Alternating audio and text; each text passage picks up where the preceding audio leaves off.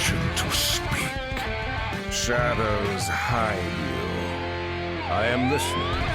Our paths converge. So good to see you. Hail to you! Never lose hope. Here, Fred shouts. I hear you. It has only begun.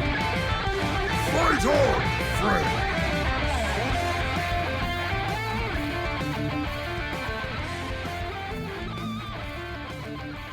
Welcome to episode 433 of Concede, a Hearthstone podcast dedicated to making the competitive side of the game more accessible to you.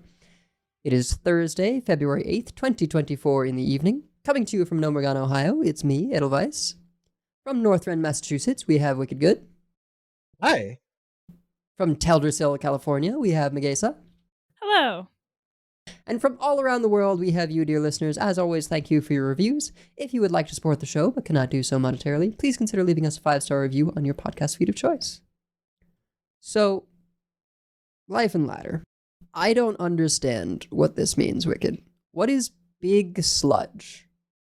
I mean, I don't know why you're confused. It's very obvious what that is. So I got to Legend with Dragon Druid earlier in the week. I came in at pretty early. We recorded on Thursday, which was the first, I think. So, and it was the next day. So I got there on the second. I came in at under 300, which was pretty good. I mean, it was 11x, Yeah. but my win rate with Dragon Druid was bananas, but that was before the meta had shifted. And there's also a lot less warrior on my way up than there was when I got there. And Dragon Druid is not good into warrior at all. So I tried to do that a little bit. I'm like, this is not the way. So Mad Thanos in the Discord had posted on Twitter a more controlling Sludge Warlock where they cut the entire fatigue package. Bold choice. Yeah, and just put in just a bunch of other stuff. We're running Sargeras. We're running... I have to look up the name of the card because I completely forgot what it was. Darkhandra Thier? No, well, Darkhandra Thier was in there, yes. But there was also it was running Ignis, right? For another win condition against Warrior. Okay. So we're forging the whatchamacallit, the Gloomstone Guardian, but we also were running Disciple of Sargeras, which I guarantee you is a card that most people have never heard of. Oh, I know which one that is. It's the 4-drop where you discard a spell to summon 3/2 imps, and if you forge it, they have +2 health and taunt. Yes, exactly. So, I mean, we're running a double Tram Mechanic also to get more sludges in the hand. We're running double Furnace Fuel. So we have more things that we want to discard. And then we have the Disciple of Sargeras only discards a spell. So it will get rid of one of those. Right? And so, I mean, sometimes you have Monstrous Form, but you can't discard Crescendo if Crescendo's not in your deck. There's not a lot of aggro to... See, I wish that... I will talk more about what I've been playing, but I wish that I was only queuing into this version of the deck, because... Yeah. But, yeah, if you're facing non-Reno warriors, then... Yeah. Yeah. It was... Well, it's actually better against the Reno Warriors than the non-Reno Warriors, because the non-Reno Warriors just don't care. Because by the time that you are putting down Sargeras to defend against Odin, then they have Reno active, and then they just Reno you and you die. And I'm sure that there's a way to play around that, but I haven't figured out what it is. Oh, you mean Odin active? Yeah, so they have Odin active, and then so you have Sargeras with the taunts, and they say, okay, Reno, and then you die. Yeah. Because, what else are you going to do at that point? So, and you can't really do much on the turn that they Reno, because, you can only play one taunt, which doesn't really matter, because they have all the removal in the world. Do the non-Highlander versions still run Reno? Yes. Yeah, because they turbo draw, and then they have it active at the end. That's how they get through the taunts. Oh, that one. The 30-card one, not the 40-card one. 30 with the Acolyte Aftershocks draw pack. Yeah, that one. Yeah. I do like that deck. Yeah, I mean, I saw it plenty. I was playing in top 500 and stayed there on Friday night, which I mean, because I expected decay, but I actually was queuing into more names that I recognize than I'm used to. I sent both of you the screenshot when I queued into Yarla, and I'm like, oh, this is not going to end well. And I actually held my own reasonably well, except that he had and made him use up a lot of his armor early in both in drawing and just, trying to present counter pressure. And then he just, renoed me and had like, I was at 18, he had exactly 18 damage. So, what are you gonna do? Like I was watching No Hands playing Renathal Warrior last night against the 30 card turbo draw control warrior. And he was at 69 life, not a meme. He was actually at like 69. And he said, I remember him saying, surely there's no way they're going to kill me from here. And he was right, because he ended the turn at 1.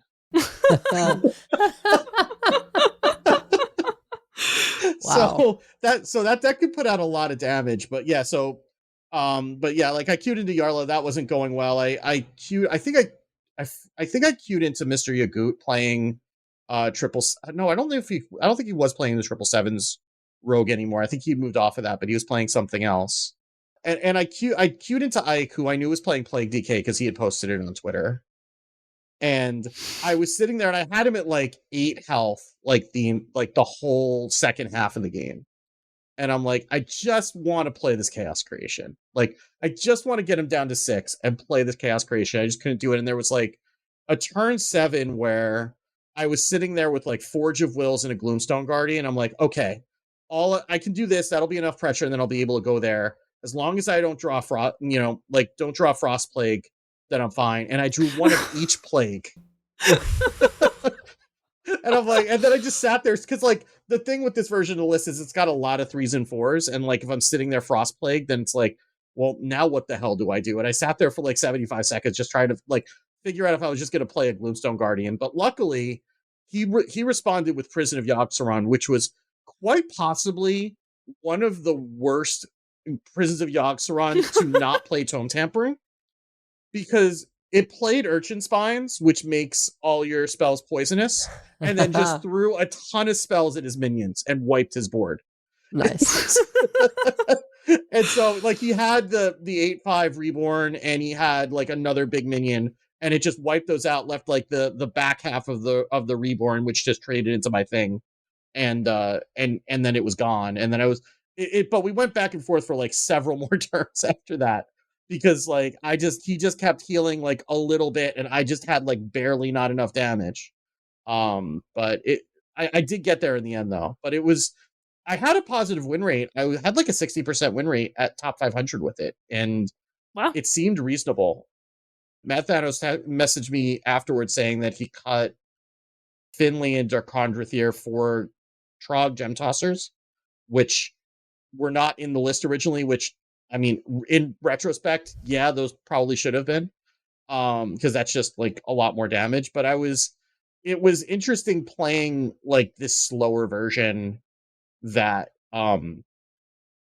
doesn't need the fatigue and just kind of gets there against the other stuff that's left over. So, but now I've been dealing with like crippling letter anxiety for the rest of the month, because like I'm coming home from work, I'm exhausted, and like I'm at lunch, and I'm like, I don't want to queue into Yarla when I'm not at 100%. Like I'm scarred for life now. Yarla was the first name that I ever played against the second name I ever played against that I recognized. The first one was Savitz. Yeah. Who, of course, had like a bazillion people watching while I lost and went in too early because I was nervous. I was playing Naga Priest. But against Yarla, I actually did win. I'm sure I've told this story. He had a terrible rune of the Archmage. He had 2 terrible runes of the Archmage, and I was able to take advantage of it. Only reason why. And I was like shaking after, even though I won. Yeah. My partner was like, we have to go for a walk so that you release this energy. Yeah. And it was really, I mean, on the one hand, as Hat would say, the only way that you get comfortable at ranks like that is by playing there. But I also found that I needed to titrate when I was playing and play when I could focus and not play when I couldn't focus, or play, Battlegrounds or something else, Baldur's Gate, which I will not go on another tangent about, I promise. Poor Edos had to cut like 15 minutes out of every episode where we just go on Baldur's Gate tangents for like 15 minutes. I am much to blame as well. It's not. I've largely cut my, tangents about Baldur's Gate because I'm playing too much of it modded on the Steam Deck. The best and worst mod is being able to respec at any time. Yeah. I have that mod too. It's called Pay 100 Gold. But regardless, it's I'm lucky I'm at the point now where I don't get nervous about queuing into those people, but I do get a sense of defeat before I've started because I know it's not going to go well. So, I don't have the confidence to be able to win those games. I mean, every once in a while I do, but it's and I mean, I queued into enough names that I recognized on Monday that I got over it pretty quickly. I played a little bit of Twist too, but I'm not loving this Twist format where you can play whatever you want as long as it's dragons.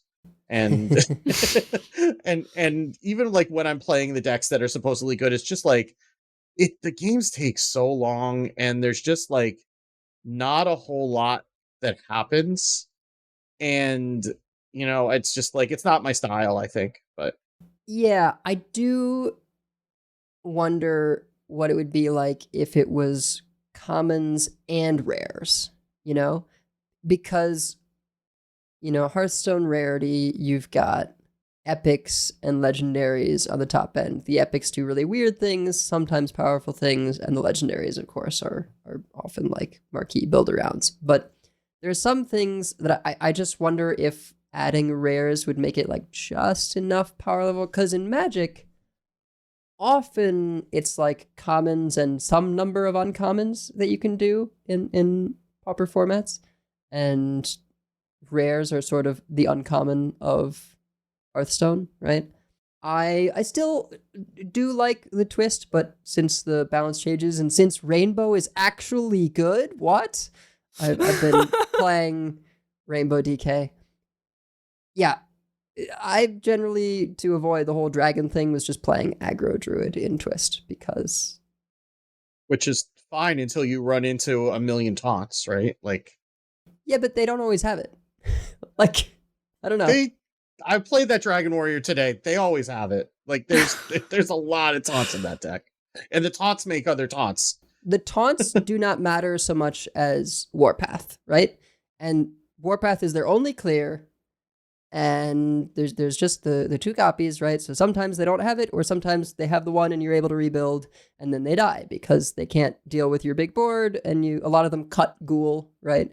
So if you make a big board and then play Solar and then any of your board buffs, you can do some pretty great stuff. But in Standard, every once in a while in my YouTube, I just see, one of Clark's videos and I'm like, Rainbow DK with Denathrius. Oh, yes, no. And this is not Denathrius instead of CNE. This is a why not both? And a number of times it was distinctly a win more card, but it is kind of nice to go, all right, I know this one's going to go longer because it's a warrior or whatever. I'm going to keep Denathrius. You know what my deck does? It makes a lot of tokens. Just so many 1/1s between mining casualties and crop rotation. Just like, even at Infuse 2, just wait if this is one of the nerf reverts in Franken meta. That will be juicy. I really hope it happens. But because I don't think that would be too powerful in Wild. I guess maybe we'll see. But I just have really, really been loving it. And it can be tricky to play. You can be a little bit feast or famine on the draws, right? Like, it's got Gold Panner and Chill Fallen Barrens, but like, most important to kind of keep in the mulligan, even if you can't use it for a while, is the Acolyte. I think it's an Acolyte. The 3/4. The yes, 3/4. Acolyte of Undeath or something like that. Yeah, the 3/4, whenever an undead dies, you draw. It's so funny when people overdraw me. It's so funny. It's never been a bad thing. But those burn minions don't make corpses. It's a disaster. That's all the other minions in your hand and spells that summon minions in your hand do make corpses. Yeah. I have largely found it to do very well into Plague Death Knight as long as they don't have like the hand, right? With like Helya and all the plagues and both guardians, right? It's really the chain guardians that are a problem. But and then warriors, they just can't do anything. It's so funny. They play Odin and then they're frozen the rest of the game. Yeah. That weapon is a lot. That weapon is so much. And if you save your Quartzite Crusher swings until they've played Odin, and odds are good that one of your Discover weapon things is going to give you a 4/4 Quartzite Crusher. And I had, there's also Fizzle in there. I had one game where because they had such a high armor total, they got through 2 Quartzite Crushers. And at this point, I kind of, had board. They had an Ignis weapon, right? Not equipped, but I knew it was in their hand. And I opened the photograph and equip another Quartzite Crusher, and they just left. Because that's like the final boss of every JRPG, right? Where you just like you just have to keep hammering at them over and over and over again, and then eventually it just ends. Yeah, I mean, because the deck is not designed to remove every board forever. I mean, and Rainbow DK can make a lot of boards, but it needs to kill you at a certain point, right? That's what Odin is for, so they can kill you. And so if you can just freeze their face eternally, the only way they can unfreeze is by playing Reno, and generally they're not going to have enough ability to gain armor with the remaining mana to kill you in that turn. So yeah, it is the most hilarious thing to just obliterate attack-based classes with Quartzite Crusher. Naga DH, it can still be tough because you do have to deal with the board that they generate. So if that happens too early, it's kind of rough. I just weirdly haven't been seeing a ton of Sludge Warlocks. I think this version is worse than the other Rainbow DKs into Sludge Warlock, but you can still do okay sometimes. But yeah, it's just been a blast getting to play Sire again, for 20 plus damage. I just can't wait till Warriors start checking in Glacial Shard against Rainbow DK. Just to freeze them for the one turn so they can set up the lethal. I think we'll be okay. I think because Warriors are probably just more popular than Rainbow DKs, even though I have seen a decent number of Rainbow DKs, but I would be surprised if we see a Glacial Shard, but that would be really funny. And it is fun to have a Denathrius in a deck that like it really is tokens, like it's not just a Nathria pile. Yeah. Right. Yeah. Yeah, it feels like, oh yes, as Sire intended, this is a real, we make a lot of, and anytime the Nerubian Vizier discovers that like spend 5 corpses make that many 2/2s with Rush, I'm just like, yes. Oh gosh, yeah. More. And like you can infuse Sylvanas immediately, right? There was one game where I got Sylvanas on 6 and I was not happy about it. Active Sylvanas on 6. I think they took the 6/8 taunt. I'm like, well, that was a fun game. Let's go next because I'm not beating that.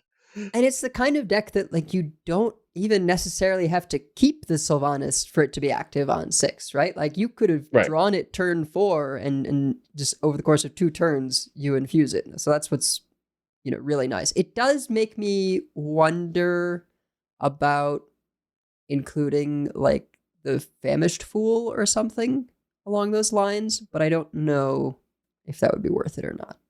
Because there's times where it feels like you have too much draw, and other times where you're just like, please give me something. That is the experience I had when I played it, although it was a slightly lower to the ground list. But when I was able to get like the Acolyte and a big undead chain going, it felt great. And if I wasn't able to draw my draw, then I'm just sitting there like, well, I top decked 4 rushers that die. well, I topped, and it's not infusing anything Yeah. because nothing's in my hand. So the draw is really, really important, as it is in the deck that I've been playing as well. Yeah. Oh, great, a body bagger. Hooray. Like, it's Yeah, I mean that's not in this one, but yeah, it Yeah. still can sometimes have those moments where you're just like, I know there's card draw in the deck, but if I just top deck CNE, I win. But and then you just like drawing, and just hoping. I think the one game I played with it, or not one game, but like I played very few games with it, but I just had a Mon Paw like stick for like 4 or 5 turns. And then and I was at like some ridiculous life total, and I needed most of that because I just gassed out and just kept drawing like 1-drops. And it's just like the turn before I was about to die, I top deck CNE. And I think I did like 40, like 20 some odd damage, and summon like 1720, like a full board, like 1720 ghouls or something stupid like that. It's like, okay, I did the CNE once. I got my money's worth out of the card. I can delete this deck now. I'm good. Like, I don't want to go through that again. it's so good though. But the other thing that I tried out just a little bit, and we'll see how it develops, is I faced a couple of Totem Shamans and realized that warrior card is also a shaman card. The Needle Rock Totem, 0/2, gain 2 armor, draw a card at the end of the turn. So having some built-in totem card draw is cool.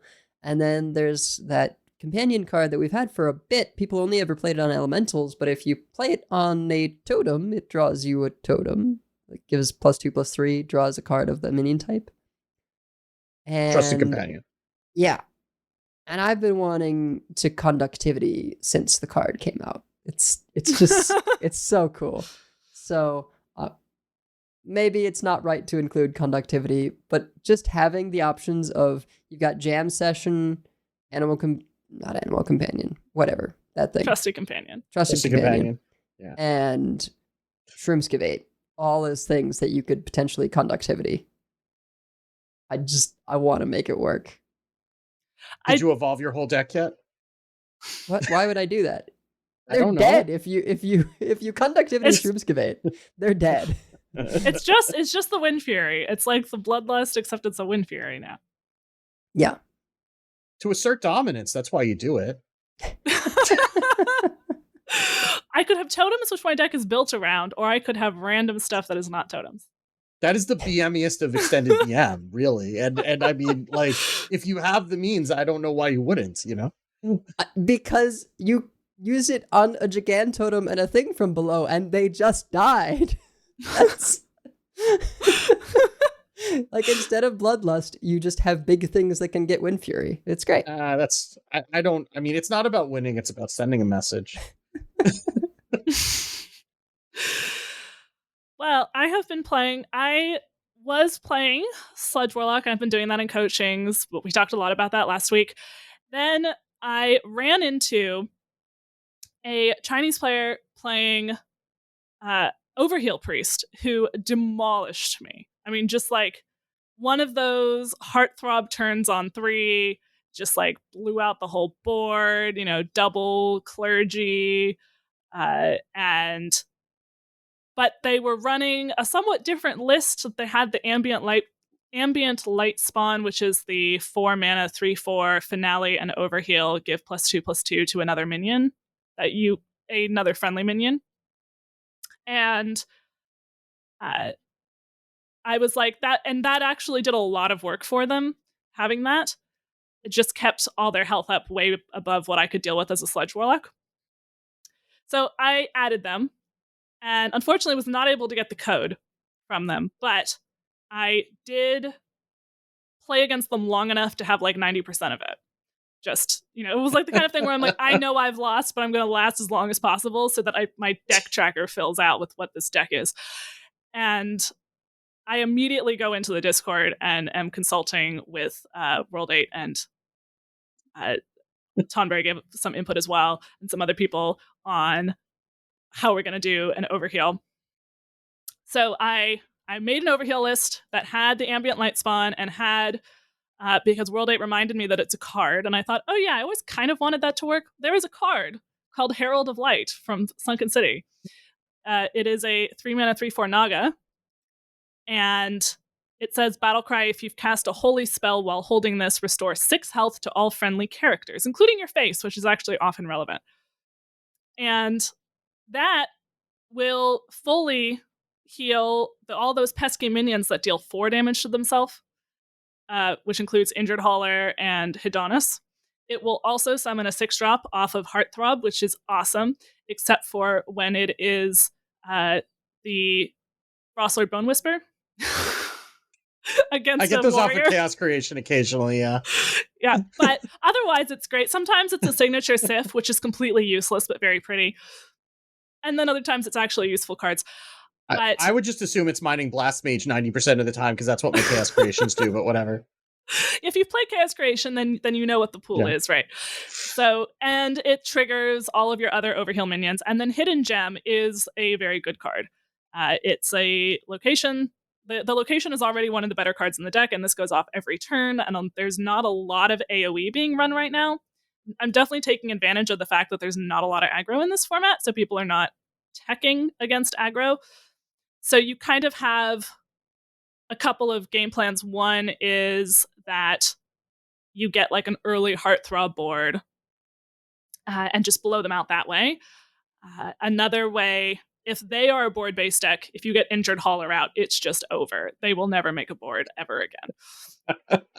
That is the one that deals 2 damage to all enemy minions every time it is overhealed. And I have had games where I like skipped turns 1 through 3 and then blew them out on 4, and then they just never came back. They were a board-based deck because I would wait until I knew the Injured Hauler would survive. Sometimes you can get there with a Hedonis OTK. I got a rogue down to like 8 on like 4 or 5 with funnel cakes and the location and Hedonis, probably a flash heal. You have Amonthul bails you out often. The weird thing that I did, and it does sound crazy, and maybe it is crazy, but it's been working for me because I'm 33-13 with this deck, is that I took out the Drifters and I took out Pip. And I put in Gold Panner and the Ambient Light Spawns and the Heralds of Light. I have 1 Cathedral. I kept trying to cut it because board space is an issue on the Heartthrob boards. Very quickly as an issue, but the draw is absolutely key in this deck, which is why I actually do like Gold Panner. That, and it's also another target for Funnel Cake. Because like if you hit the Clergy draw, it's amazing, and if you don't, you just gas out instantly. So having any draw, and it's really important that keep going. So you actually don't necessarily want to just tempo your Clergy on 1, because especially if you don't have another one, and especially if you're on the coin, because you like do not want it to just instantly die, and then you're very sad. So, but it's actually been working well because the Drifters were like always kind of expensive, and Pip was always kind of awkward. I have a ton of 1-drops, but I'm still not running her. I have the list in the show notes. It's actually already there, so I won't forget to put it in, listener, if you are interested in this list. Asterisk, disclaimer, your mileage may vary. Although, yes, you can still blame me if I bait you. But I have been enjoying it. I have 1 Grace of the High Father, which is the restore 8 health. I think 1 is correct because you never want 2 in your hand, but sometimes that extra card in a long matchup really does matter. And it's good to be able to activate like Hedonis on command or get an 8-drop off Heartthrob. I got 2 Invincibles going from it at one point because I summoned 1 off the Hedonis and then played 1. And I also had Heartthrob, which is actually an undead, it turns out, on the board. Yep. Sure is. That was effective. Anyway, I've probably blabbed on enough about this deck. I had fun with it. I've been wanting to maybe try taking out Light It Burns for Shard, although Light It Burns definitely has some good targets in the meta right now. But I do want to try Shard. I was going to try that today, and then I had a really terrible, horrible, no good, very bad day at work that I will not belabor. But Suffice to say, I did not have a chance to try it out today, but I will definitely be trying it out going forward. The hard matchup is especially actually the XL non-Reno control warriors, because they actually run more removal and they gain a bazillion armor. And I so would it's hard imagine to Bellowing Adonis Flames them. and Sanitize are not a fun time for you, yeah. They are not a fun time. Luckily, they're not always running 2 of each, but they are not a fun time. And it's hard to like Hedonus OTK them later because they have so much armor by then. Amanthul is not really enough. I am even against Warrior, but that's definitely, I think, the hardest matchup. So if you're seeing nothing but Warriors, do be warned. I have been eating DKs for breakfast. If you get the Injured Hauler against the Rainbow DK, it's like, that board is cute. They do get a lot of corpses this way, so you do have to kill them before they can use all those corpses too much. But they can't do stuff with their tokens, at least with your Injured Hauler. So I don't know that I want to eat Death Knights for breakfast, though. I mean, that sounds like that's just setting you up for like a really bad stomach ache around mid-morning, and I don't know that that's the way I want to start my day, you know? Yeah, maybe that was my problem today. It's just didn't. Anyway, listener, if I'm a little bit loopy by the end of the podcast today, it was my not the greatest day, and I'm on like 4.5 hours of sleep. But I thought it would be. Yeah, I'm here. Want to talk about Hearthstone, and it always makes my day to have a podcast. So, Well, it's a lighter news week. We're gonna, touch on a server-side hotfix they had in news, and then we're gonna do kind of what I think should be a more fun-ish topic is just Hearthstone year in review, because we never actually did that at the end of last year. It's the end of the standard year, right? So, Yeah, sure. And we're gonna have that Hearthstone, what is it, 15-year anniversary coming up? 10 years. 10-year anniversary. That's right. Oh no, a different thing was 15-year anniversary. A personal bad thing. 10-year anniversary of Hearthstone. Well, then let's not worry about that. But 10 years of Hearthstone, yes. Right. Yeah. So fun stuff. So let's talk about the news then. Gadgets and Gazette always gets the scoop. Yeah, so we had a small server-side patch. It's not a whole lot of changes, mostly they're kind of all over the place what they're doing, but there was an issue where Therazane's Death Rattle didn't properly work when it was triggered multiple times, likely because of a Baron Rivendare. So now, if you really want to juice up your elementals in Wild, then have at it. But Rivendare's not still in standard. That Rivendare's not still in standard, right? It's just Rivendare War. It is not. Standard, so. Not a part of core. Yeah. And another wild fix was that they fixed a bug where Corrupted Ticketus would remove 10 cards instead of 5 with its effect. So I can only imagine. And Bran exists. Yeah. I could only imagine what the salt was like after that happens. Because people, like, if you're just started playing recently and you don't remember Ticketus, which was, a corrupted card where if you had to play a card that cost more than it was like a 6-mana 8/8. And if you played a card that cost more than it would corrupt it. If it wasn't corrupted, it would burn 5 cards off the top of your deck. If it was corrupted, it would burn 5 cards off the opponent's deck. And people, like, Ticketus Warlock was never good, except exactly against, like, Baron's Control Priest, which, of course, I was playing at the time. Oh, me too. Or other slow things that took a while to get going, right? Which people do enjoy, right? Yeah, but it was never a good deck, but people hated it with, like, a fiery passion. And I could only imagine if it was burning 10. Like, that's just...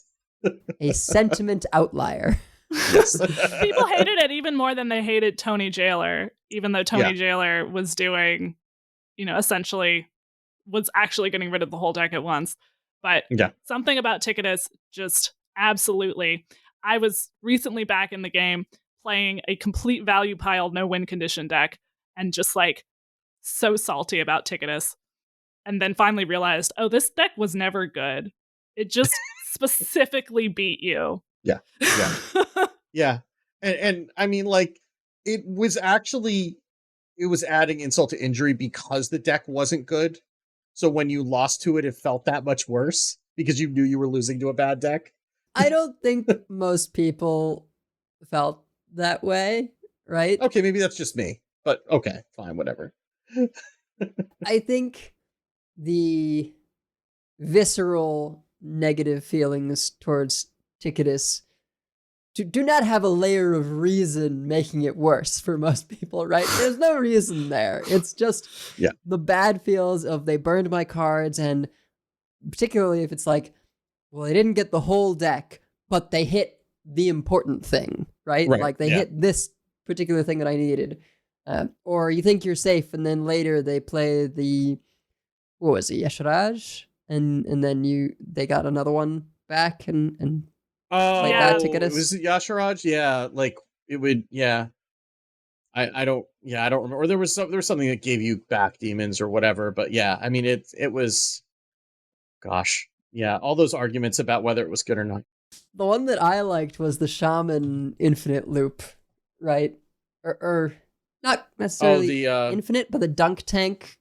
Yasharaj, yeah, the Dunk Tank OTK, the Bolner OTK deck. Yeah, that was a classic. That was fun. Oh, I love that. But anyway. Oh yeah, because that Yasharaj would give you 0-cost versions of all your corrupted cards. That's right. That's what that was. Mm-hmm. So yeah. So the bigger news that happened today, but we started hearing the complaints yesterday. There was an unauthorized bot ban update. So, and the tone of this post is something. Chef's kiss. It was just delightful. This was a victory lap, is what this post was. So throughout last year, we shared several updates with you about our ongoing fight against unauthorized bots in Hearthstone.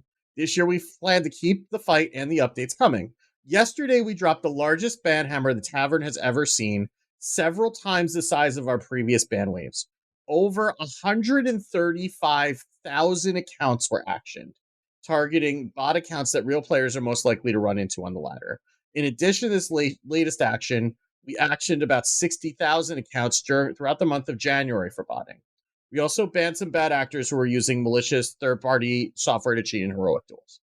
We remain committing to ejecting these disorderly patrons from our friendly tavern, and we're going to keep taking these types of actions throughout the year and beyond.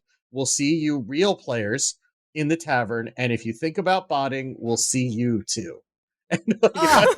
So good. So if you are the kind of petty person like I am, who enjoys a little bit of schadenfreude,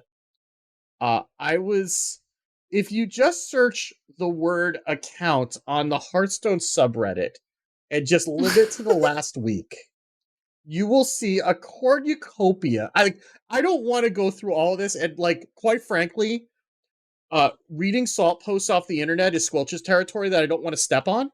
But but like, some of these were basically like, because they hadn't made this announcement until this afternoon, and it happened yesterday as we're recording this.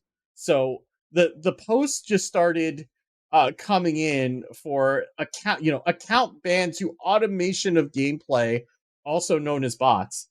I'm not a bot and never use a bot for my account.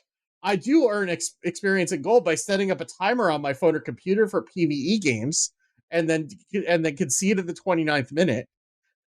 But and then there's other people who are like, well, I'm not a bot, but sometimes I go into Battlegrounds and just AFK to earn the XP. It's like, well, what do you think this is? And my favorite was the one who was, well, I'm not a bot. I just use an auto clicker in Android to play Even Warrior and Wild. Like, no, that's what it is. That's the thing that they're stopping. Like, that's botting. It's so not all of them are like the accounts that people are making to sell.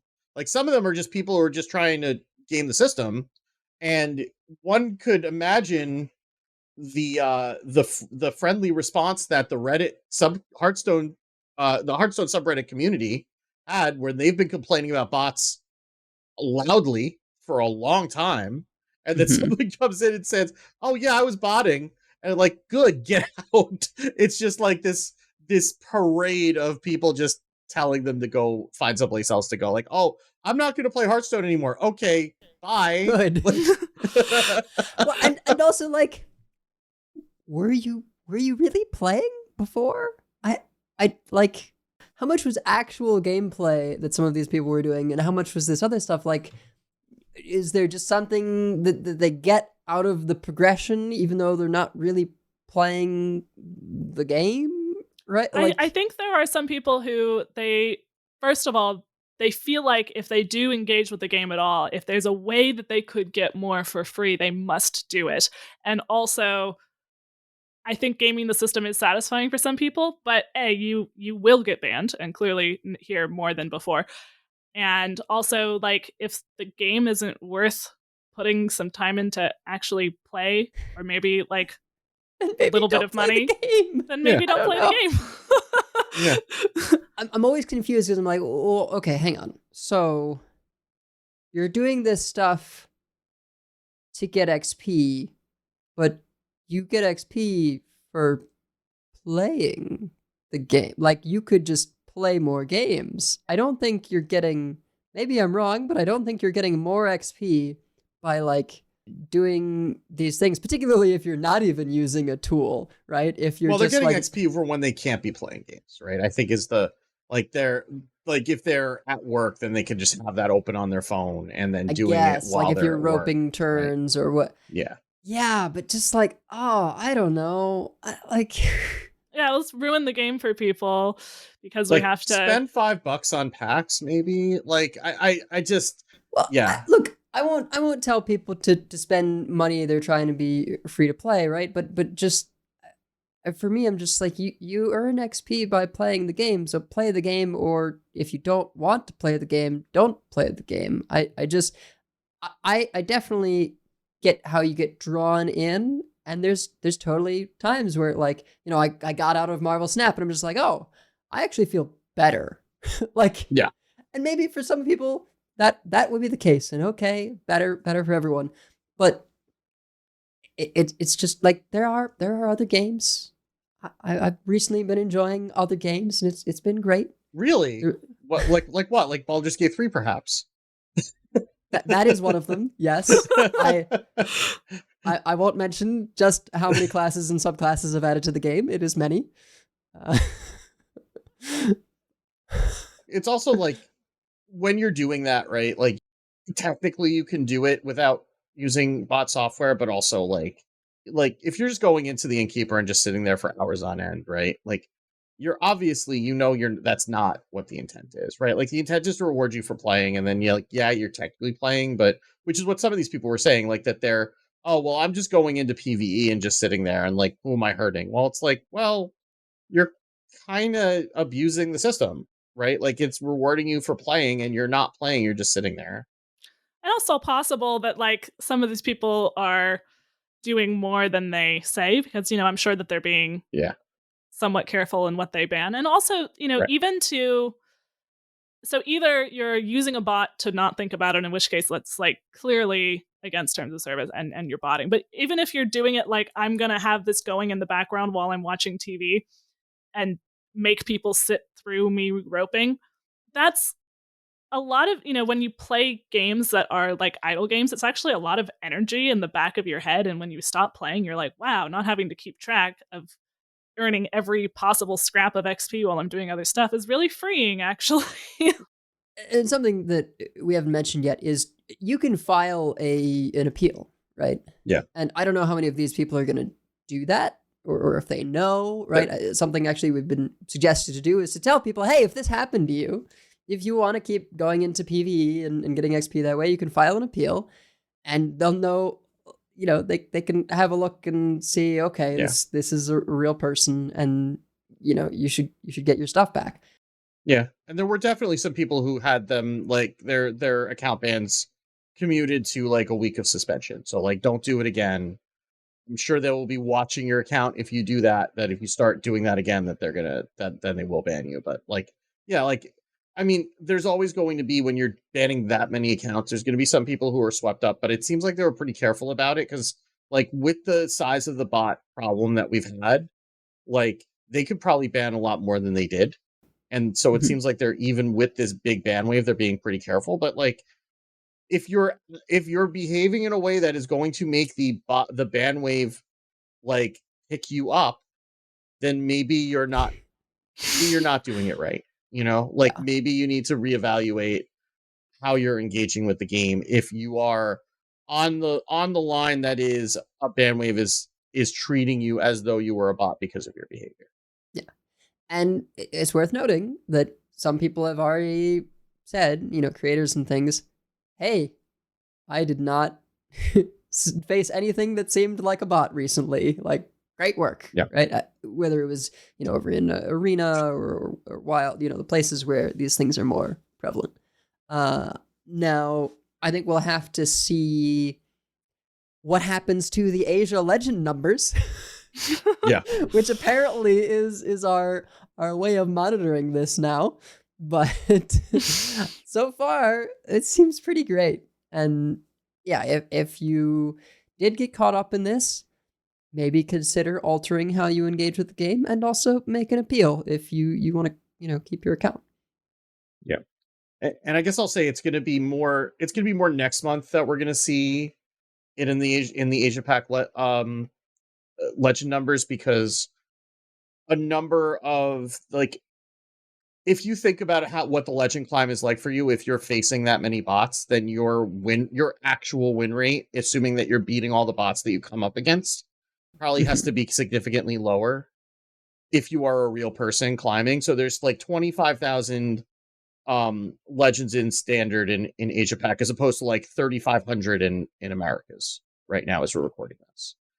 But I don't think that those people are bots, right? Because like the bots would have dropped off when their accounts were banned. I think those are legitimate people who just were climbing over the bots to get to legend, and just, you know, would have had an easier climb that way, right? So yeah.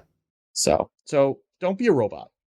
That's the moral of the story. But the bots are only one thing that's happened over the past standard year, and there's a lot more to talk about.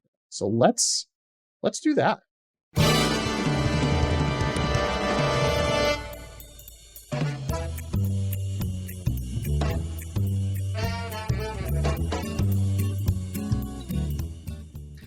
All right. So for our year in review, we have a list of some of the things that have happened this year. We wanted to review what we liked, maybe didn't like, our experience was of some of the sets that we've had, talk about the way that the balance philosophy has been, the new features, the things that closed. You know, all of these are things that we've talked about in the past, so we won't necessarily belabor them if we can help it. But and also, you know, talk about some of what we might miss from this year, or not want to see again as soon as it rotates. So, but we can start. Should we start at the top of the year? And this is the standard year, not the calendar year. Right. So back in April of last year, we had Festival of Legends and the finale keyword. And I'm trying to think what I was playing at the start of Festival. I remember I really struggled with this particular rotation too, because I had been doing extremely well and then just like could not find a deck that clicked with me for a while. But I did enjoy the expansion. Yeah, I mean, I feel like it can be challenging to get into like specific decks or things that we were playing, but just in terms of vibes, I mean, yeah, Festival of Legends was such a cool theme. Yeah. For an expansion, right? Like, just I remember everyone getting into like the various music genres, and it almost made you feel like, oh well, I'm this kind of class usually, but not that music actually. So you know, maybe I should play this other class because I actually like that music, right? And even some of the sets that didn't land right away for it, like the Warlock fatigue cards. Sludge Warlock may be a little overtuned for some people right now, but the fatigue package was really, really cool, and I'm glad that did eventually see some play and just really flavorful. And there were a lot of sets like that in Festival of Legends that were just really flavorful.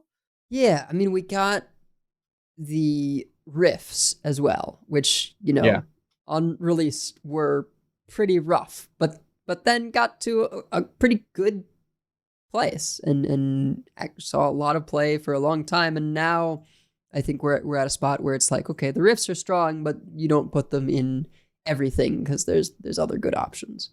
And then like all the paladin stuff too, like Boogie Down's a card that has been in almost every paladin deck. And then like there was like a lot of those cards like Funkfin, Jitterbug, those were both, and Disco Mall was pretty much like I'm actually thinking about, like, I forgot that how like oppressive Disco Mall was because it got nerfed, but Disco Mall was like, that was the card that you were worried about like all the time.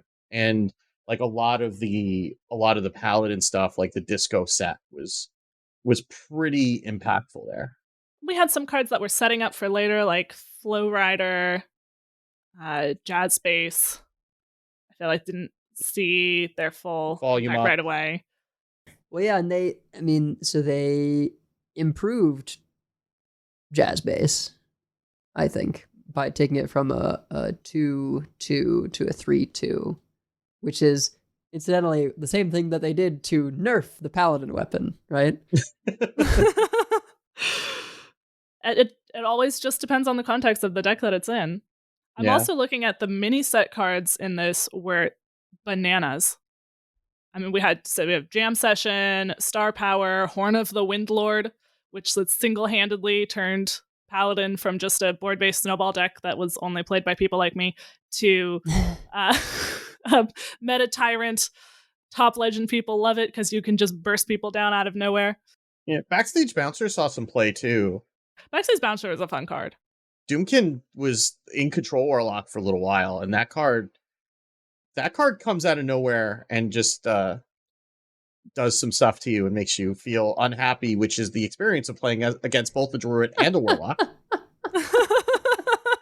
I mean, Doomkin didn't see much play for like a while though. That was definitely a slow one to make impact.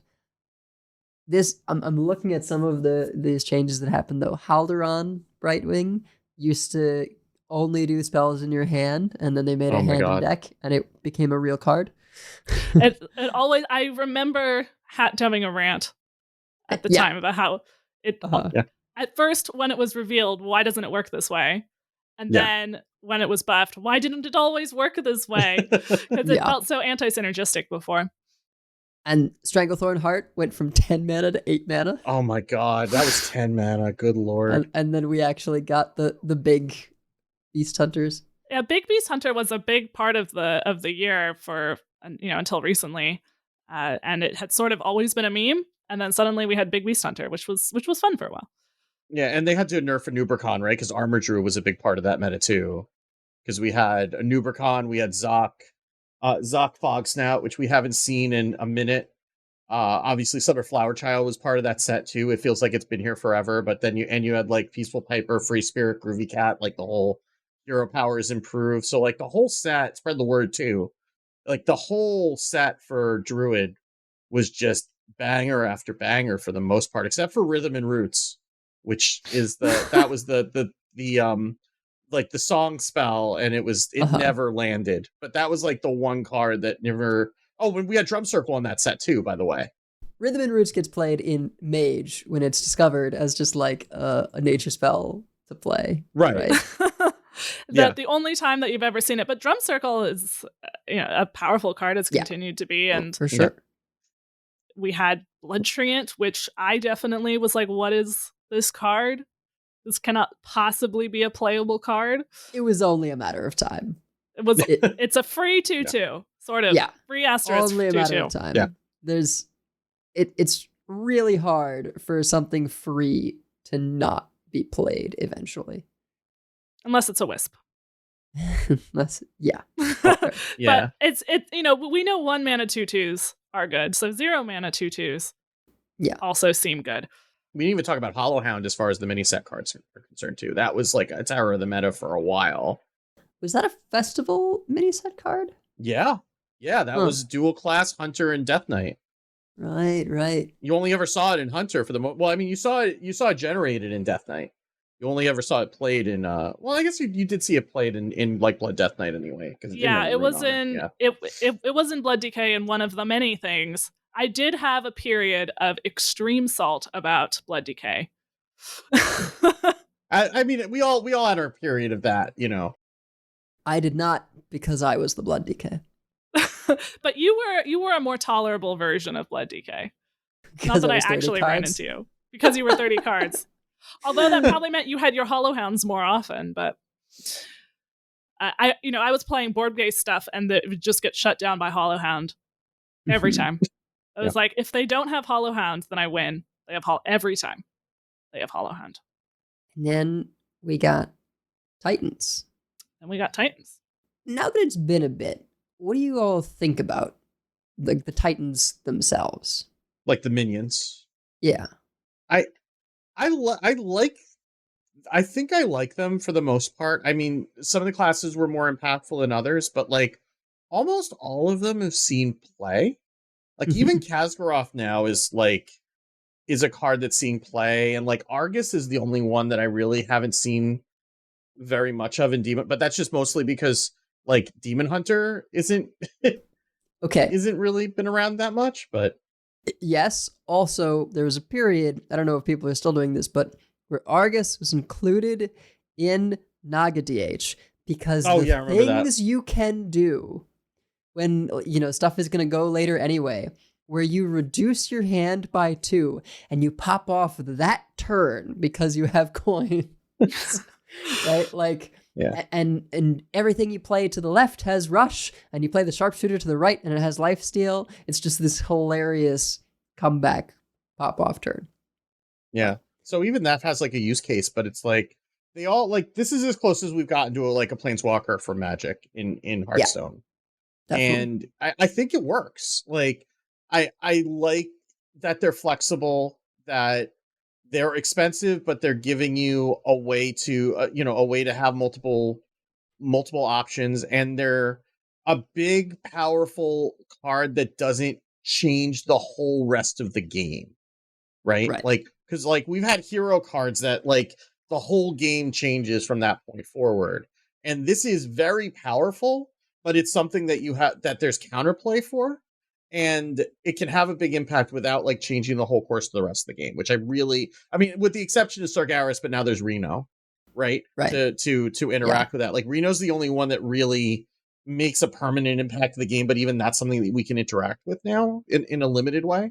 So yeah, I have like mixed feelings because it was kind of this thing that Warlock gets to do with Sargeras, is to have this permanent portal, and now you have to do a dance of, can I make the Merino before I Sargeras? Because otherwise it's just waiting for that portal to come out. And kind of similarly with Rey Estraza, although because it's Druid, they can Rey Estraza on like 6 and make sure they get some value out of it before. Yeah.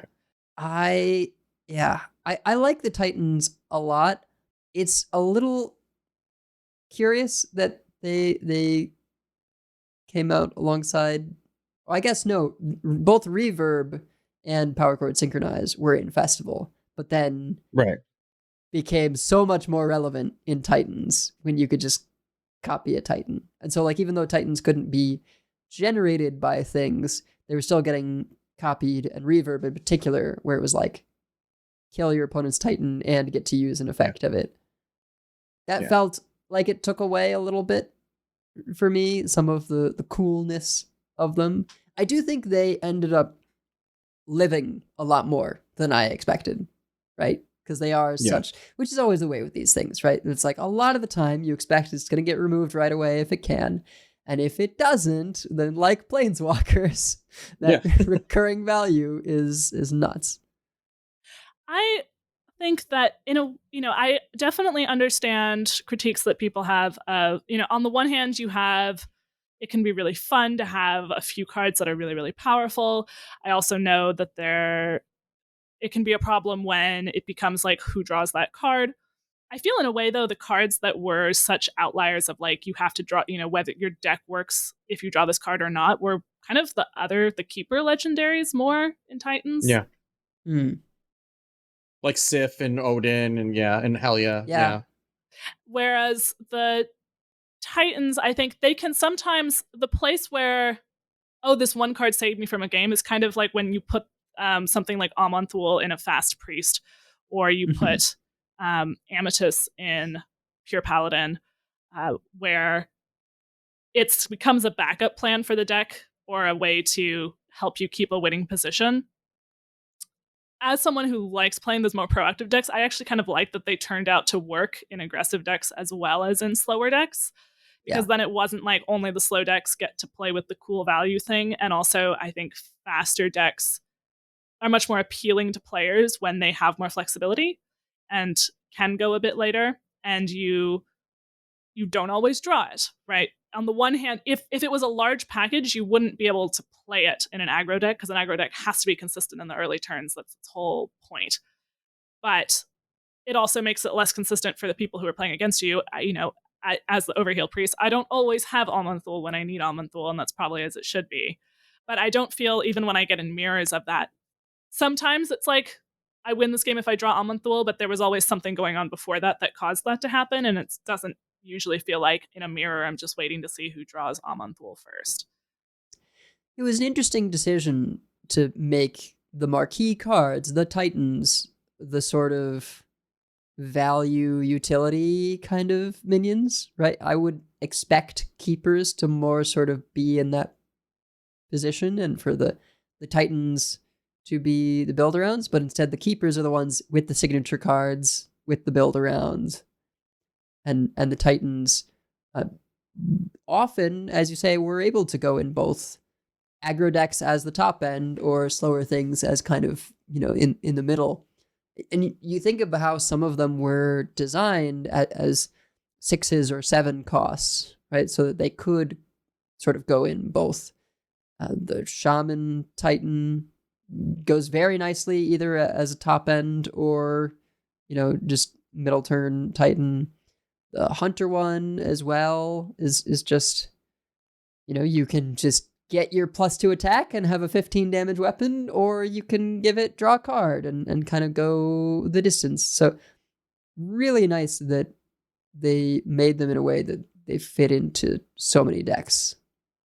Yeah, a lot like the Colossals, right? Like, I mean, the Colossals don't necessarily fit into every deck, but they were kind of just generically powerful cards that you could fit into a lot of different strategies, either as a topper or, but it's not necessarily something you build around. Maybe with the exception, like even Norganon, like sort of like that was kind of a win con, but most of them didn't really win the game on the spot, right? Like there's like shenanigans with like reverb Norganon to try to get the damage, but you didn't really need to do that a lot of the time, and a lot of them just didn't really generate that kind of like game ending value. It was a very powerful card, but not a card that just like ends the game, which is a tough line to walk. But I think they did that pretty well with the Titans. The keepers, again, or anything that says for the rest of the game is a little bit problematic, at least to start with. And I mean, we're kind of seeing that now with Helga and Odin, and I mean with Sif, and Sif doesn't say for the rest of the game, except that it does because the game ends on the turn that you play Sif. I do like Rainbow Mage, though. I think it's a really fun deck, and there does need to be strategies that do burst in the format. On the one hand, I think it can be frustrating that it relies so much on one card, but that also means that it's less consistent, it's a little bit slower, and Rainbow Mage built up over many turns, so it was very different than something like Naga Demon Hunter. Whereas for Naga Demon Hunter, Sharpshooter kind of did have to be not a legendary, because if you want to have that kind of like earlier pop-off turn, can't have it be a 1-of in the deck, that would just not work. And Odin, I'm not going to necessarily wade into like sharpshooter. I think I like that Naga DH exists, and I hope that it's never like the main thing that we see, I guess is the main thing that I would say about it. I mean, it currently is the only Demon Hunter. And it's currently the only Demon Hunter, and the only deck kind of like it. So, but I do get that it can be frustrating to face. It's not uncounterable, though, to face. Yeah. And there's definitely a theme of this year, and we've been talking about this a fair amount in the Discord lately too, but I think one of the themes of this year, especially for certain classes, is that they went really hard on some classes last year, and that's really kind of painted them into something of a corner with what they're able to design. Like Demon Hunters struggled because it feels like Relics and Steno were just so powerful for so long. I mean, they finally nerfed Steno, but they had to design having Steno as it was when it was printed, not knowing that they were going to be nerfing it, later on this year. So when they designed that stuff, that's there, and Relics needed to get buffed, and then they got buffed, and they were kind of the only thing that Demon Hunter had, aside from Outcast for a minute in the beginning of Festival. And Priest certainly got a bunch of kind of weirdish packages. It got the overheal stuff in Festival. It got the making copies of minions in your deck stuff with Raden in Titans, and then it got the cares about the one cost cards matter package in Badlands, and those are all kind of a little bit weird. Same thing with Rogue, right? Rogue got the mech stuff in Titans, which worked, right? We definitely had Mech Rogue, and Mech Rogue was one of the better decks. It worked better than the combo stuff that we got in Festival. But they had, Sinstone Graveyard into concoctions last year. And then it's well, anything you do is potentially scary when it's matched with that, just because those things were so good. It seemed like a lot of this stuff was well, we can't really print a lot of Miracle Rogue stuff because then Draka is a thing again, and we can't have Draka be the best thing to do. So there are definitely some of these sets where you felt that a little bit more, or some classes rather. And they even explicitly said with Excavate stuff, when they made it so that you got the discount per Excavate, but not less than one, was a nod to they didn't want Excavate Rogue to just be, and give me all this free junk that I play for a big Draka weapon, right? Right. And I get that. I also would have had a lot of fun making big Draka weapons, but I think there's also an element of when they're doing certain kinds of packages, aggressive packages, people just get bored of it after one set. I think you could still play Mech Rogue and do quite well. I saw a Mech Rogue the other day. I was able to beat them, but I had a good draw. They seemed like they were probably doing fine. I don't think they're as good perhaps into this meta as they once were, right? Particularly when sludges can hit stealth minions, right? So you can't and really... Bellowing Flames is everywhere, yeah. Well, right, although if there's not a minion to target, then you can't Bellowing Flames, right? So, but a lot of times you could still do that same thing of make a stealth mech, and then you go in, give it Wind Fury, all the stuff. You could still do that. Outcast Demon Hunter, you can still play, and with Hawk Striders and stuff, and you can still kill people with not Helya. Helveria. Helveria, yeah. Still very good. I've definitely messed around with that, with the quick pick, and you can kill people on turn 4, turn 5 with Helveria, with the right opener. So, but people aren't interested in trying that stuff again, and maybe they will try it a bit, and then the first time they face Control Warrior, which has been back, they give it up or something. I think there's been this weird thing of they've done so many kind of packages of things that stuff gets just rotated out in a way, even if it's still viable because it's kind of niche specific thing that doesn't necessarily rely or use too many new cards, people aren't interested in going back to it. Yeah. Like you can play Drilly in Mechroak, right? And that's kind of fun. But are people gonna do that? I don't know. I've liked some of the ways that things kind of tie into each other, but it hasn't seemed to be necessarily successful in like drawing people back to certain decks or archetypes, and it's tough because I like tribal decks. I think they're fun. Not everyone does. There's definitely people who are not into them as much, but I think it's hard to kind of build them to last, and it's tough if they become like the best thing to do, because they usually have to be pretty strong for people, they're in that vein of like pure paladin, right? Totem Shaman has to be quite good for people to be like playing a bunch of Totem Shaman. Yeah. Or like Unholy DK when it was good, right? Like Unholy DK would be like a tribal deck that was right. Yeah. That was good. Because I mean that was undead or undead priest for that matter. But like I mean, there are definitely some things that are not from this set that are being played right now. Odin Warrior is one of them, and Plague DK is the other. So yeah, but those are slower strategies, right? And yeah, Plague DK is a symptom of Highlander decks. I think also people just really want to play plagues too. I think that's something that it's a combination. There's definitely a segment of the player population that just wants to see the world burn or get sick in this case, and I think that's definitely like something that's there too, and there's always going to be people who want to play Control Warrior and just, Odin people in the face. Like, that's just a thing. People like Bomb Warrior, too, right? I think it's that same feeling with Plague DK.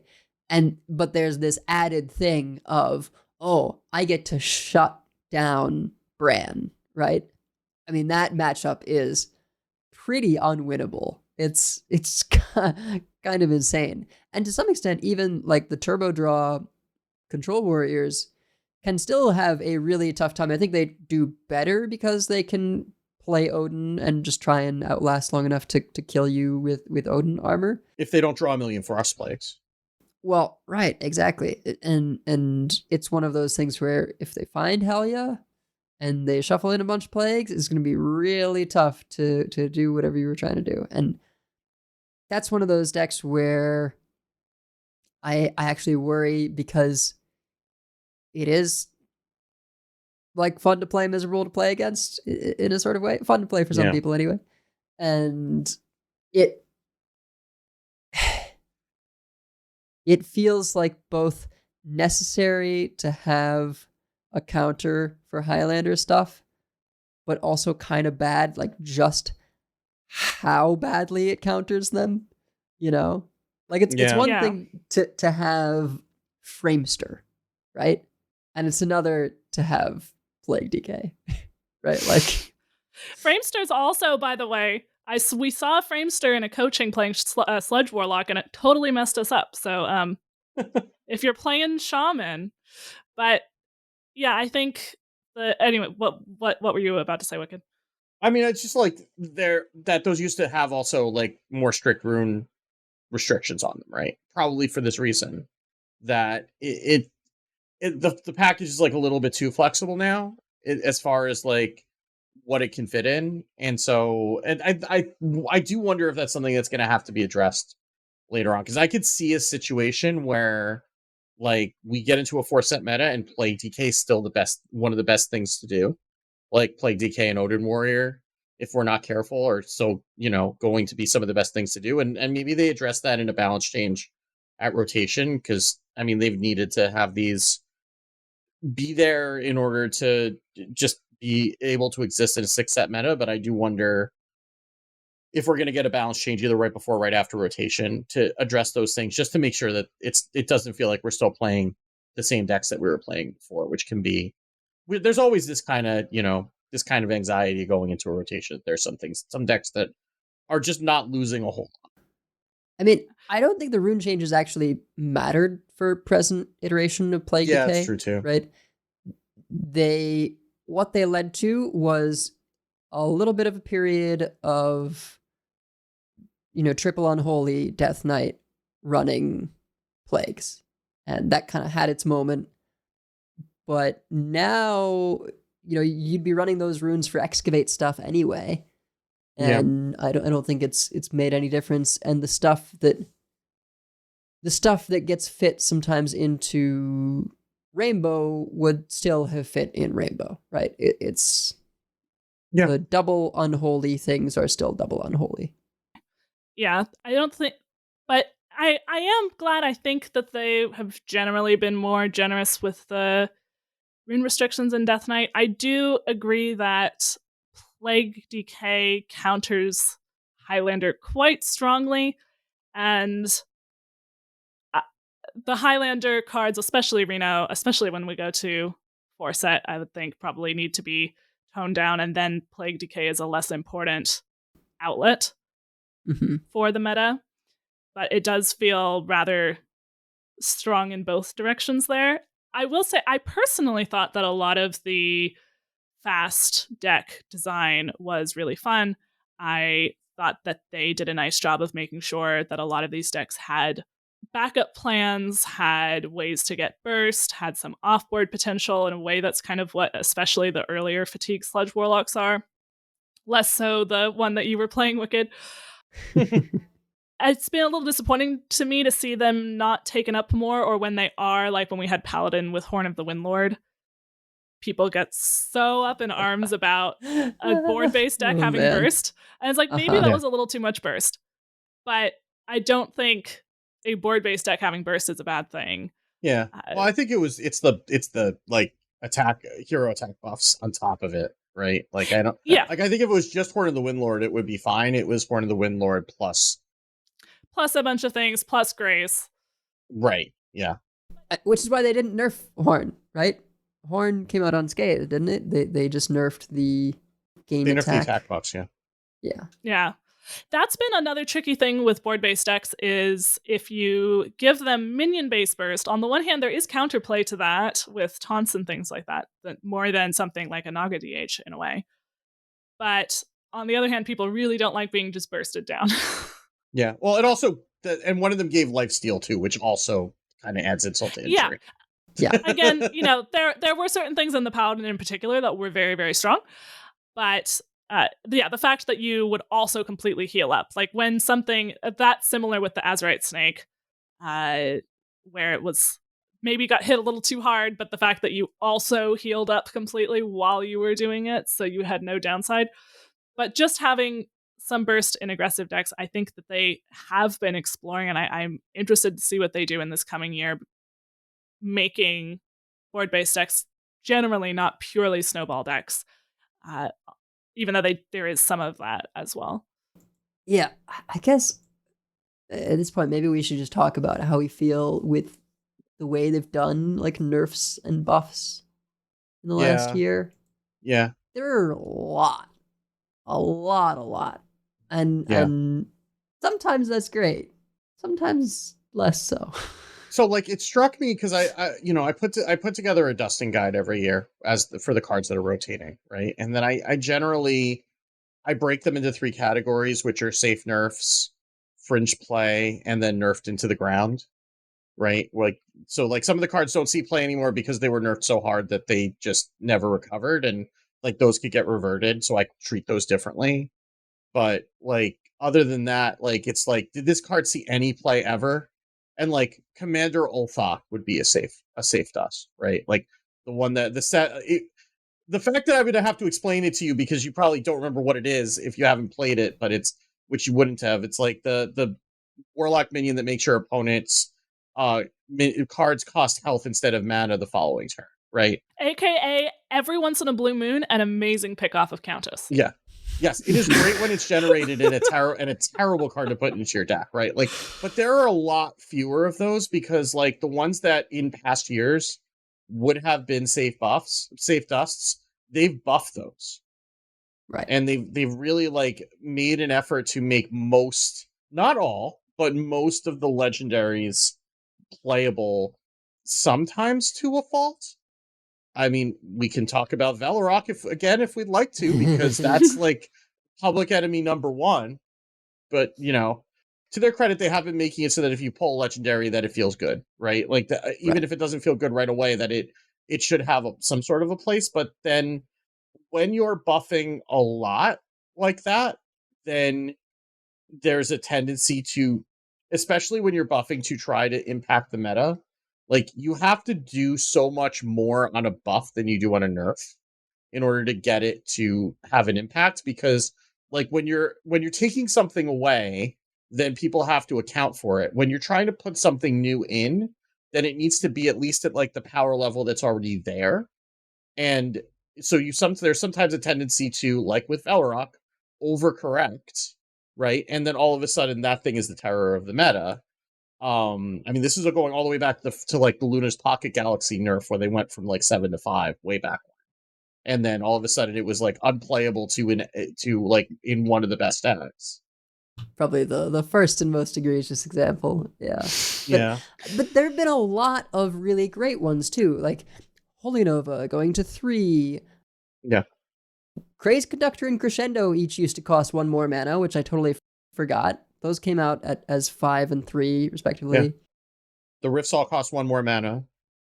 Yeah. Lightning Storm went from Overload 2 to Overload 1. Flow Rider used to be a 2 mana card, then a 1 mana card. Jazz Base was always 3 mana, but it was 2/2, and they made it a 3/2. Right. Yeah. Arcane Artificer used to be a 1/2. They made it a 1/3.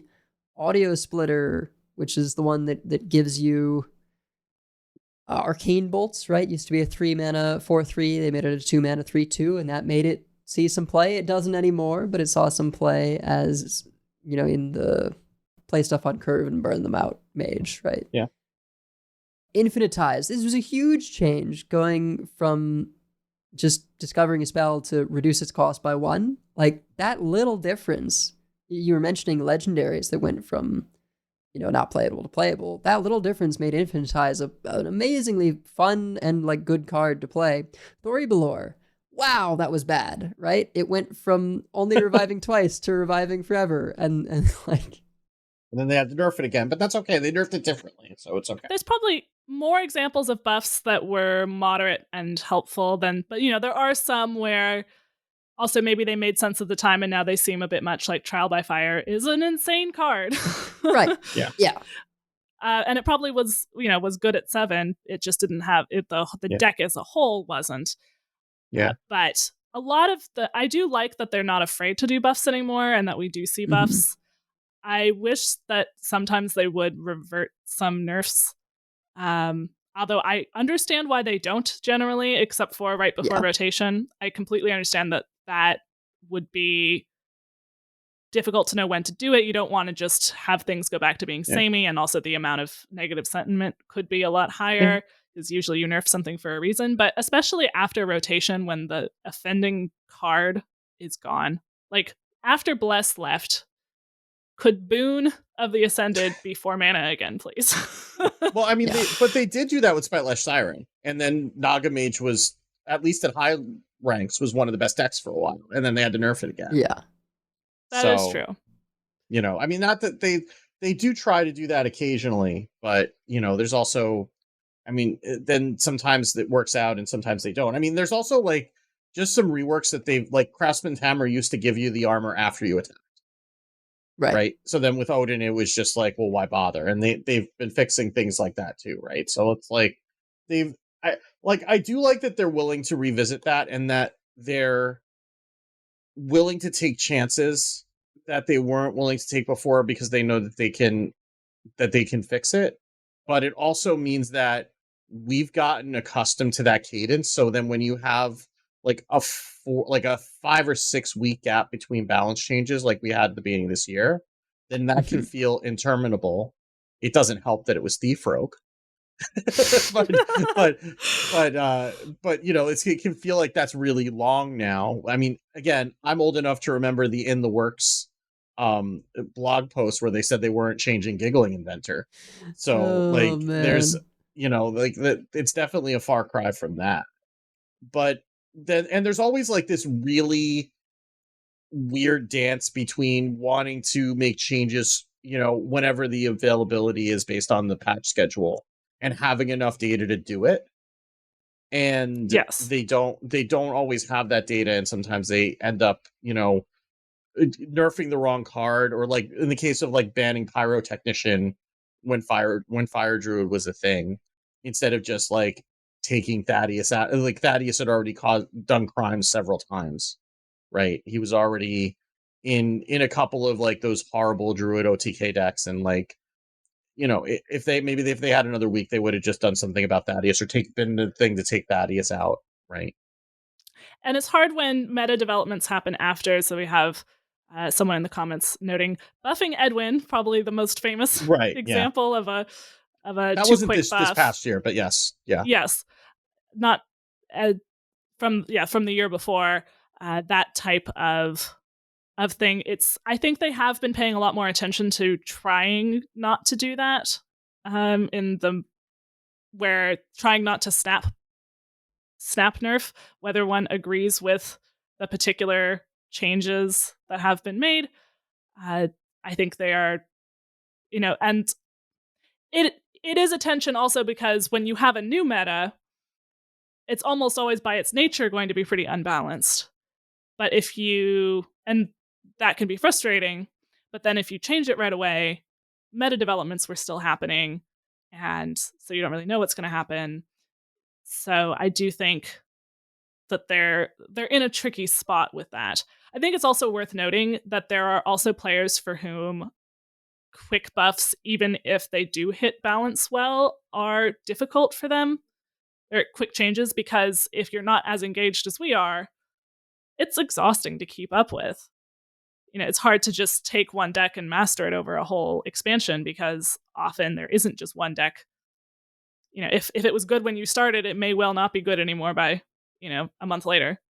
Or you may not just be able to get another deck together. I mean, we're better than we were when we were with Economy, but like I think I've told the story a couple times. Like, that's the reason I noped out of Eternal, which is another card game that was kind of between Magic and Hearthstone, because they had this balance philosophy and they were very generous with the refunds, but also like you can only go through that and then like take the time to figure, because you like I would only have enough dust or equivalent of dust to be able to craft like one deck, so I needed to make sure that was the deck that was going to be good for a while, and then I would take that time, figure out what was a good deck, and then they would nerf that.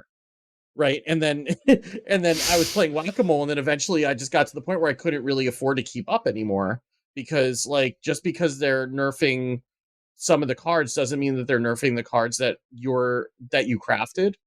Right. So like you may not be getting the full dust refunds on everything because you had to craft support cards that wouldn't get touched. And there's only so many times that you can do that before it's just like, I can't afford to keep up with this. Regardless of whether I could be engaged enough to do it. I mean, I just didn't have the dust, and I didn't want to put more money into it, just knowing that it was going to happen again. I think this is also the year that has had the most changes how the card functions balance, right? Like reworks. The Jailer went from your minions are immune to this minion gains immune, right? Tony went from swapping decks to you get a copy of the opponent's deck. Yogg-Saron went from, having its cost reduced to just being 9 mana. And that was all in one patch, right? Yeah. There's been a lot of stuff that they have like very much changed how the card works on buffs too, right? Where the Phoenix revived forever. They tried the change with Thaddeus, right? That people are like, is this a buff? Recently, they kind of had that same discussion with Boogie Down, right? Is this a buff?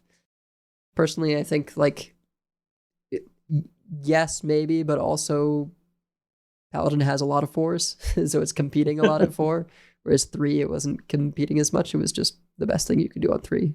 Yeah, so it has been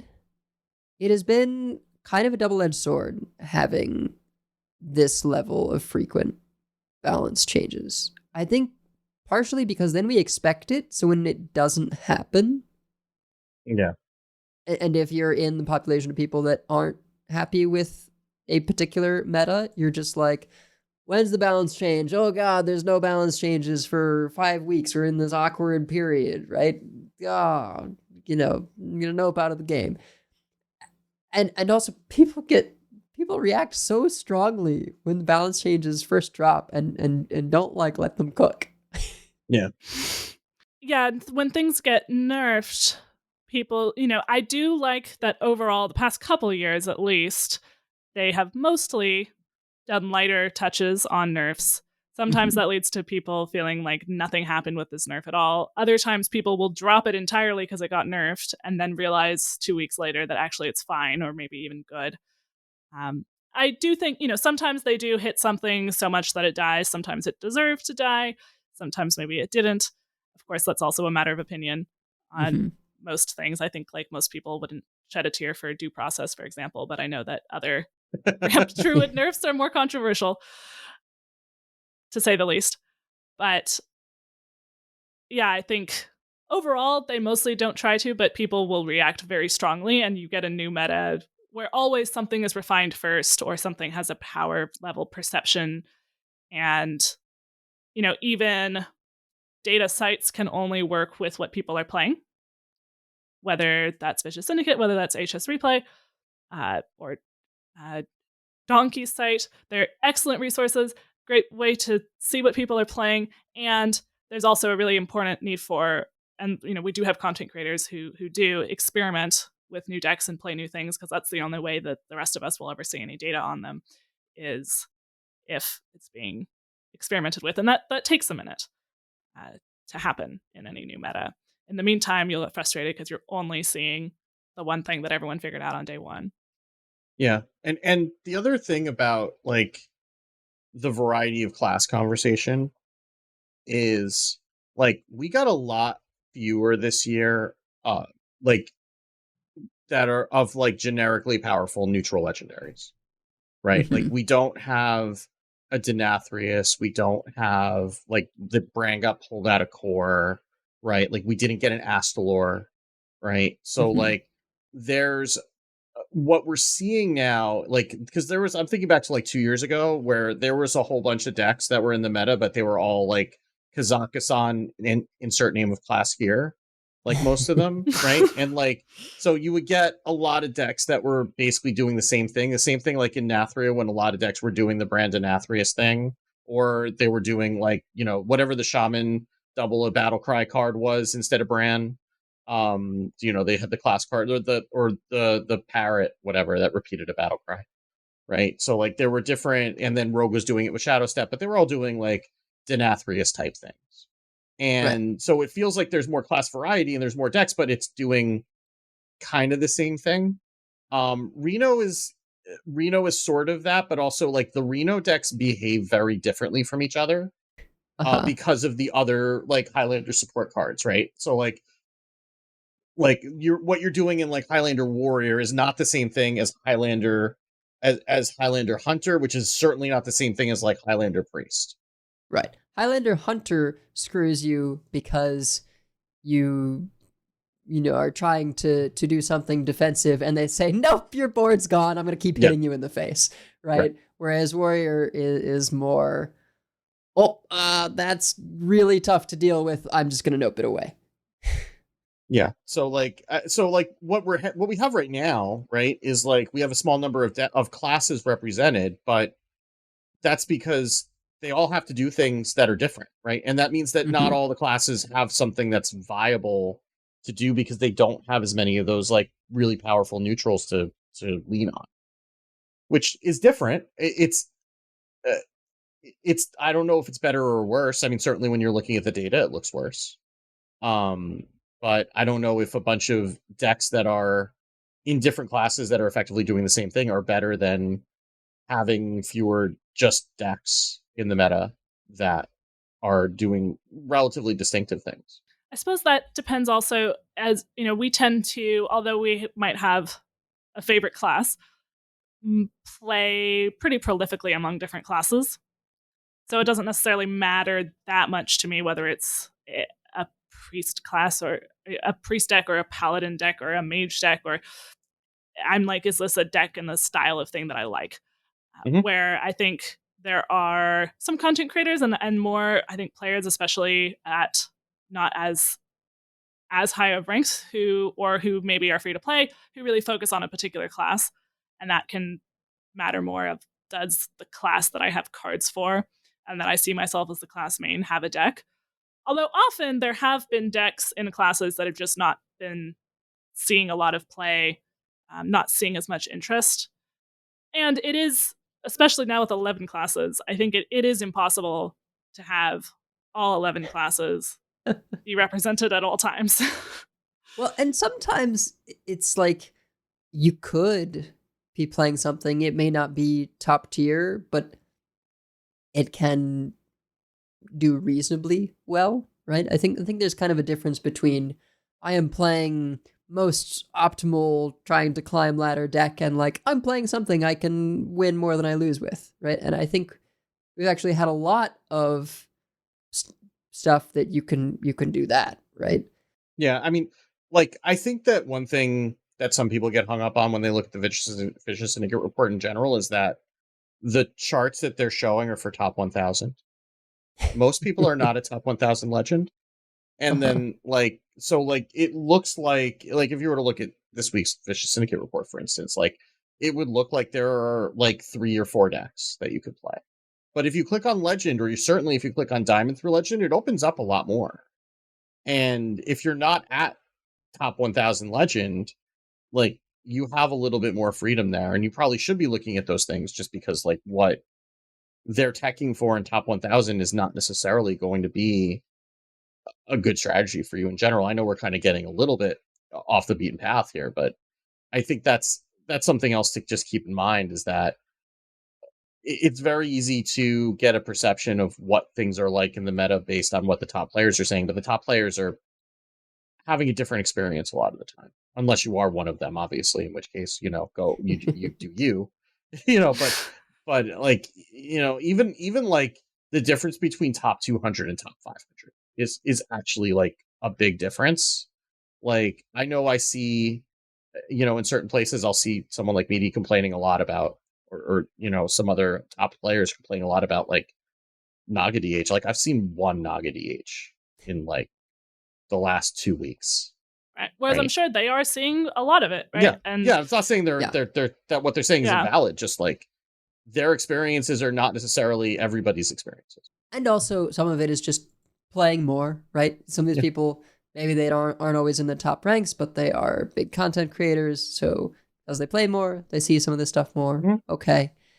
It has been, that's another thing that's kind of new to this year, right? Is the creator program being like an official thing, right? Yeah. So it's been very interesting to kind of get that peek behind the curtain, be official in like getting the boxes and stuff, and yeah, also seeing what some of the other creators are saying in our own discussions, what things they're upset about or not upset about. It's refreshing and sometimes hilarious to see some of these things that it's just a very different perspective. Like, we are not slouches in terms of our rank, but there's a difference. There's a difference. Yeah. There is an order of magnitude of my usual rank, and like, there are the kinds of problems that a millionaire has, and there are the kinds of problems a billionaire has, and those are very those are both rich people, but they are very different problems. Yeah. And I do understand that the many content creators, they play a lot more kind of by definition than your average player. Often are pro players or former pro players, and then casual viewers of that are going to be therefore seeing the top 1K meta, even though by definition not that many people are playing there. So I do think it has impact from more than just 1,000 people at a time, but it is also true that it can be easy, especially if you're not playing that much, to get hung up on something that is not necessarily affecting your rank bracket before you even queue in. So, and it's hard for the balance team because they want to make sure, the people at the top are some of their most engaged players, some of their content creators, stuff like that. That's really important, but also the majority of actual players are not there. And how do you balance for everyone? In a sense, you can't balance for everyone. Yeah. I'm glad I don't have to do it. I'll tell you that much. There's definitely a little bit of, that curve that gets posted sometimes of like, skill level to niceness or whatever. It's not exactly that, but something like that, where it's like, when you're not very good, you're like really nice to people, and then when you think you're good, it drops off, and then when you are actually really good, then you're humble and it's gonna get it right. I love the world champions when they speak in that Discord. They just are very refreshing. Because they're often not as harsh or kind of see both sides, right? Like, that was and I think we tried to too, right?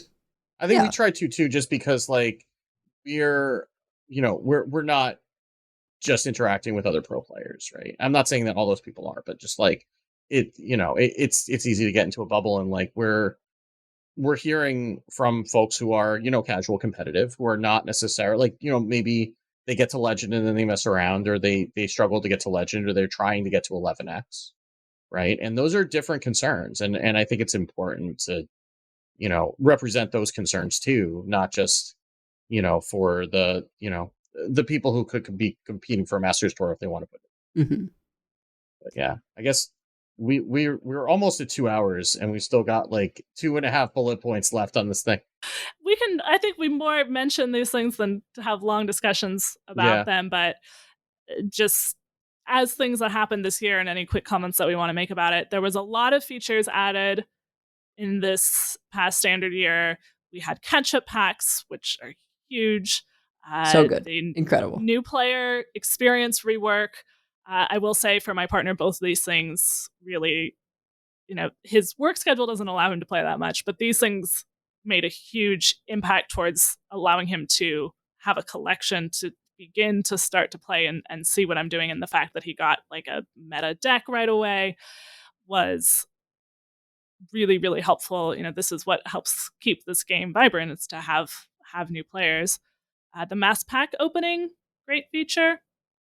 Top feature of the year for me, honestly. Just such a time saver.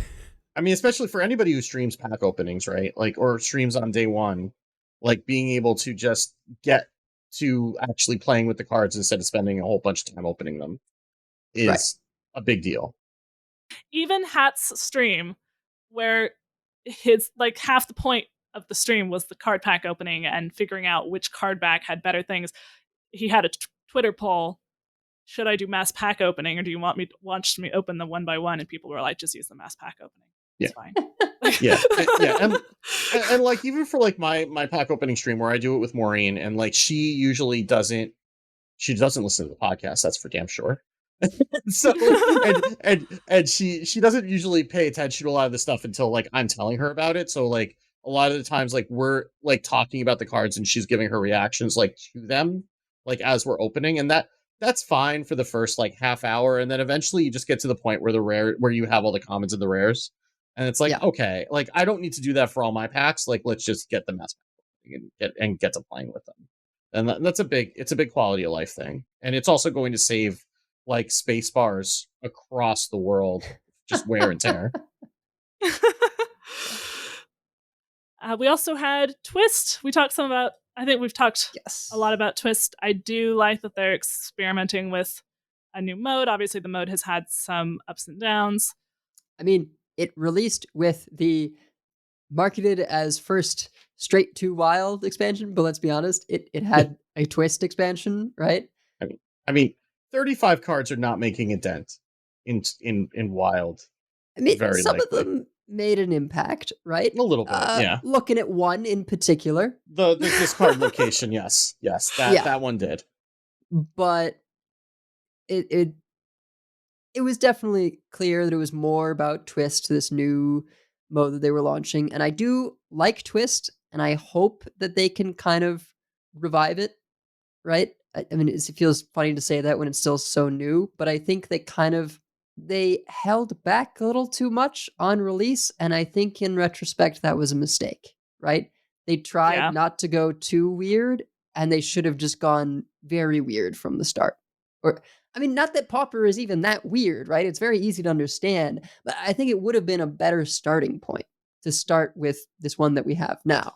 And again, not everyone's gonna like it. You and I played a bit, and then we've fallen off. There's been other stuff to do, but I think that stuff in this vein, or whether they do it commons and rares, or if they say you can only have one legendary, there's certain things like that I think are gonna Yeah. be more interesting than just like, okay, it's got 2 years of sets, right?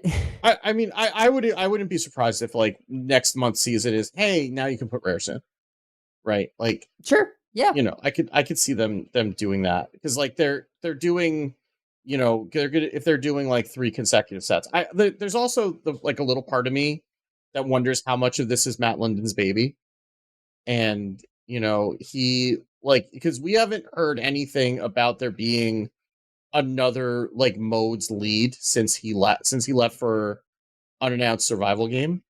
Like, we don't know who the modes lead is, if there is a modes lead anymore, right? Because like he was, when he was there as the modes lead, like this was like he clearly put his all into duels and into Twist, and duels is no more, or will be shortly, and Twist, like he left right after Twist launched, and Twist has been, or like I don't think he was there when it went out of beta, like that first like real season. And you could see like there's definitely, it would have benefited from having someone like him who, and I'm not saying the people who are in charge of that don't necessarily care. I'm not implying that, but it was like, this was definitely like a passion project for him, it felt like, and I don't know that you can replicate that easily by somebody taking it over, right? So Yeah, I don't know. I mean, for sure, people have wanted more things to do with their cards, yep. and like more reasons to not dust them straight away, right? I, in this past year, got the 100% complete collection achievement, which was Oh something I'd wow, been I don't even have that. trying Yeah. trying to do for a while.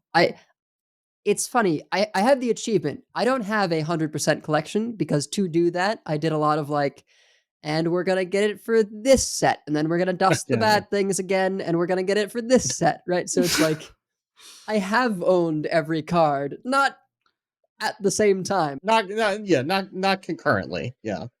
Yeah, but it's cool to then be able to make use of those cards in something like Twist. And so even if I'm not like mainlining Twist every month, I like being able to go like, I'm not like thrilled with this meta. Let me play some Twist for a while. And to me, it's still worth it, even if I fall off after a few days or a week or something.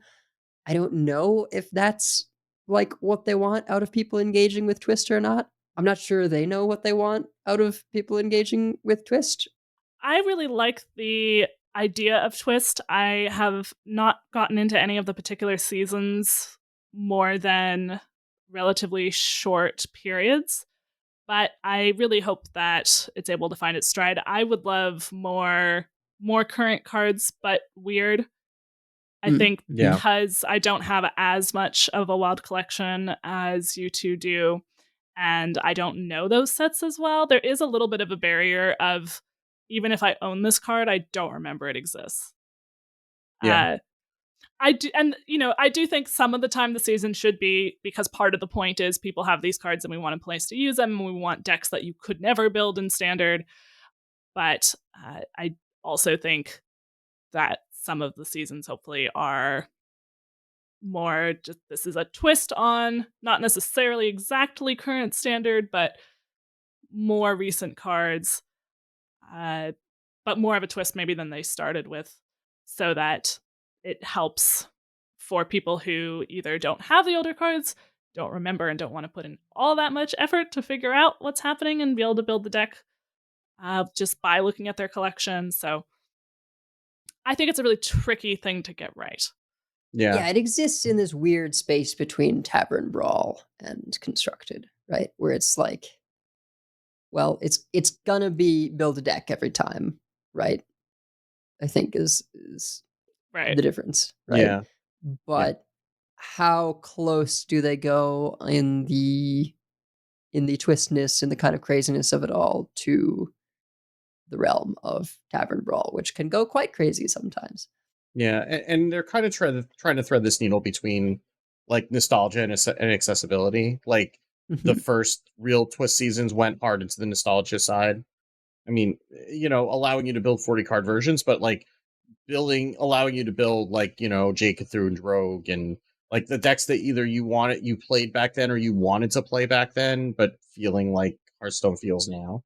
Kind of like HD graphics, the HD graphics equivalent of card design to some extent, but then you priced a lot of people out of that because like even I had to craft a whole bunch of stuff to play some of the decks that I wanted. I've got a pretty large collection. I don't dust anything when it rotates, Right. but even I had to craft a bunch of stuff to be able to do that.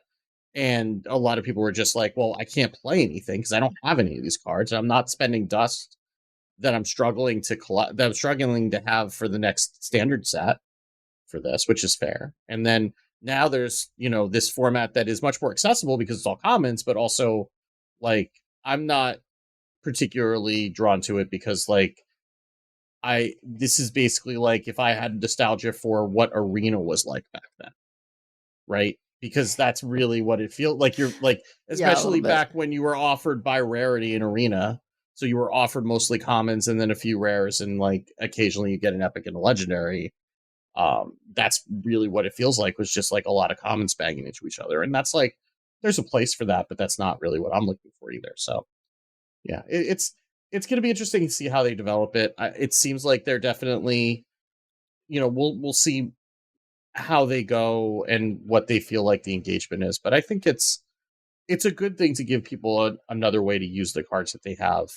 But, some of the implementation's been a little bit up and down. Well, one other thing I wanted to mention quickly, just that one thing that happened this year was the return of the in-person Blizzcon. Obviously, at long last, it was, as people who were able to go, huge. And I think even, they did stream all of it free, and you could see that energy of the live crowds. And for me, it was a way to feel like I was becoming part of the content creator community, where I was pretty new to the podcast. I do remember I introduced myself to someone as the third co-host of Concede, and Wicked said, "Don't do that." You're a co-host of Concede. I was so new, and we do not have numbers. Yes. So I think and I was nervous meeting people, but it really makes a different kind of community when there is an in-person element. And I think potentially even for people who are just engaging on the Discord or watching, and then certainly as for content creators, it makes a difference to have that in person. So I was really glad that I was able to go, even if my feet got very tired because there was no place to sit down anywhere. I hurt my ankle at the end of that trip, like I was hobbling around for like a week afterwards. Not at BlizzCon, but I hurt myself like the last day at Disneyland. And then I was like, and then I had to walk through like LAX on like a bum ankle. and then took like a good week or so to recover from it. But it was worth it. It was a part of me that really was like, I should fly with my electric scooter next time. Because it's just like, you do so much walking around, it would be so much faster in an electric scooter. There's certain distances that you're like, this isn't a great walk distance. I don't really want to Uber. Yeah. I see people on the train all the time with like the fold up bikes. Yeah. Yeah. I could. That's actually a very good point. I could check like my brother's folding bike or something. I have to think about this for next time. Yeah, I was intending and wanting to go to BlizzCon since I joined in 2020, right? And of course, there was not one that year. And then this was the first one we've had since. Wasn't it before that? Because weren't you on the show when I went out to BlizzCon in 2019? Maybe, but no, because I joined the show in an official capacity in Oh, 2020. yeah. Okay. Yeah, it was shortly before things shut down, right? And yeah, the last convention type thing I went to was DreamHack Anaheim, which I have very fond memories of. Met up with a bunch of teammates there and everything. And I really wanted to do BlizzCon, and this was the first opportunity I had with an entirely new repertoire of hosts, right? So Yeah. Even just as a host bonding exercise, that was Yeah, worth the price was of worth it. admission Yeah. by itself. Yeah. But of course, there was plenty else there as well. And I got to autograph something for the first time with my user ID, which I've never had to do and had to figure out on the fly how to do that because somebody asked me to sign something. I'm like, okay. Like, Yeah. Well, that was another thing, was meeting some of the devs, some of whom are not so public facing, and realizing that they listen to the show was just yes.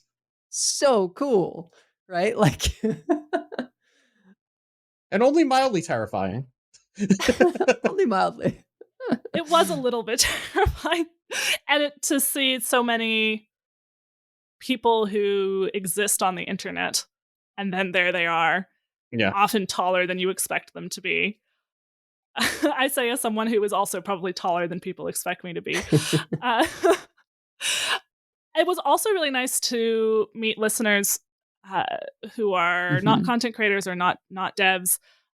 It can, we interact with some people in our Discord server, but for the rest of you who are listening, which I know is most people, it can putting out the podcast can feel a bit like putting something out into the void, and so being able to put some faces to people who are listening and just be reminded that people do listen to our show and appreciate it was really valuable. So thank you to those of you who, we had a listener meet and greet and we weren't really quite sure what was going to happen. And there was quite a few people who came by to say hi, and thank you to those people. Wasn't all happy though. I mean, BlizzCon was, but in the past year, not everything was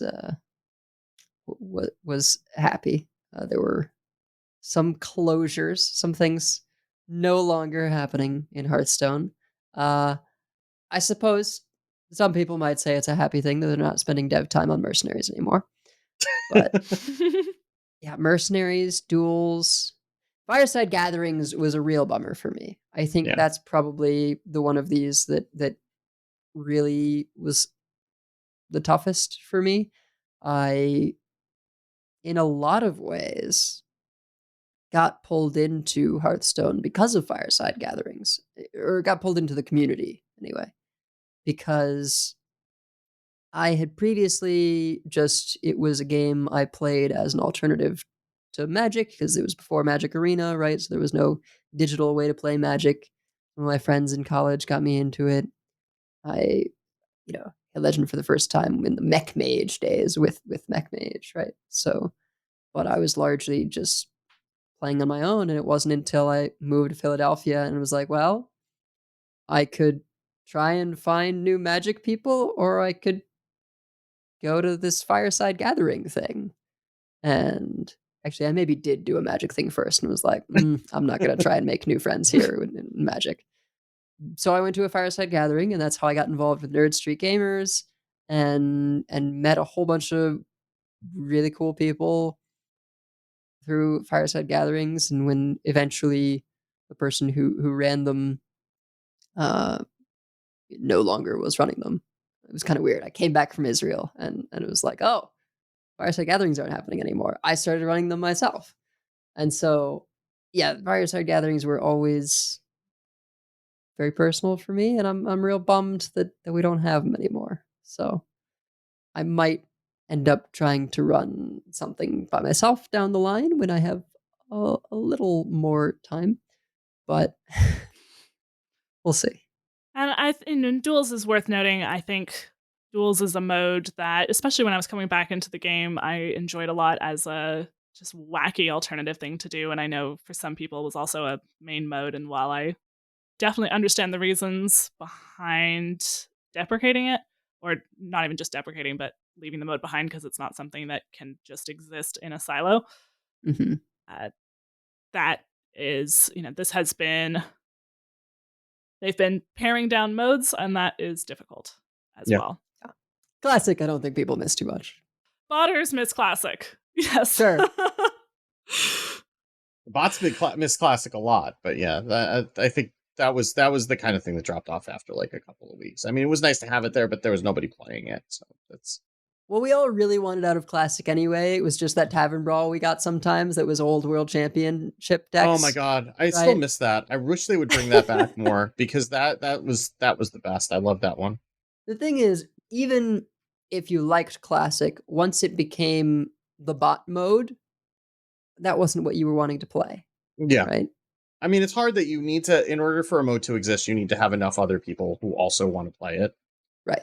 Because otherwise, then you're just sitting there waiting for queue times. Like, that was the problem with Twist, even, when you were trying to play it. And, like, I tried to stream it, and I couldn't because it was, like, 5-minute queue times.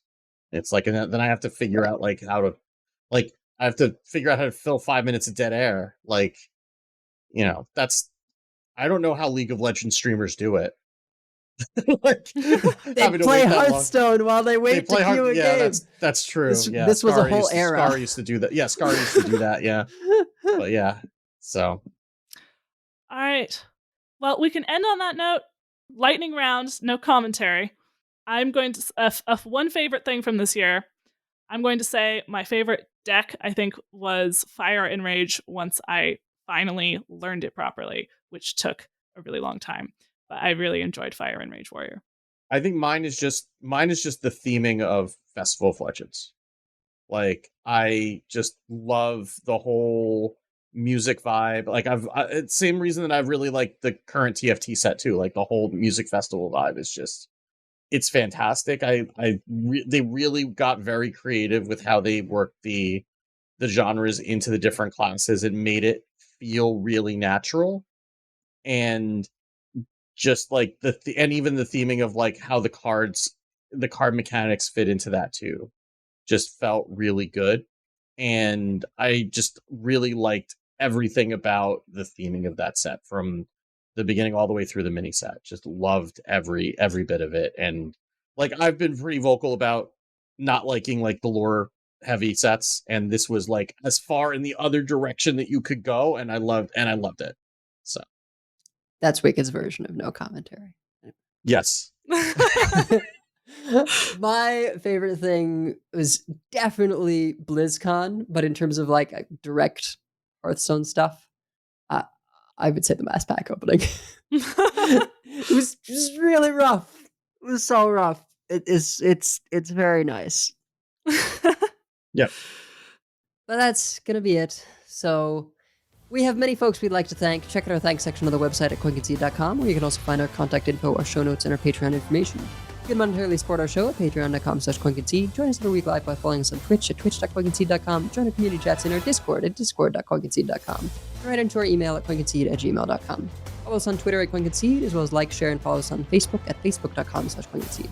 If you would like some CC swag, head on over to our shop at shop.coinconcede.com. Big thanks to our producers, Number Theory, Kresh, Beef Squatch, David P., Walu, Jeremy T., Bottle Caps, Grumpy Monk, The Burger Club, Kirk Regan, Forgiven One, Grizzly Bear, and The Grand Arcanum. Shout out to Contiguity and Kru117 for subs during the show, and Coin Concedes. I am going to Coin Concede to Smarms and Stormrage, who have fired all the shots at control decks during Squelch this week when Smarms was going to guest hosted, and then subsequently challenged me to a fight in a parking lot at the next BlizzCon. Denny's parking lot. Denny's parking lot, of course. I mean, where else would you? I mean, the ideal place would be a Waffle House, but they don't have those in Southern California, so Denny's is the next best thing. But yeah, so they have decided to just, throw it all out there. And, all I have to say is I posted on Twitter today that I had a game against an aggro deck where it was 12 minutes in and 8 minutes were the aggro deck and 4 minutes were me as the control deck. So I don't know who's actually making the long games, and also you can just concede and it's fine. And then you just move on to the next game, and then you're not playing against the control deck anymore.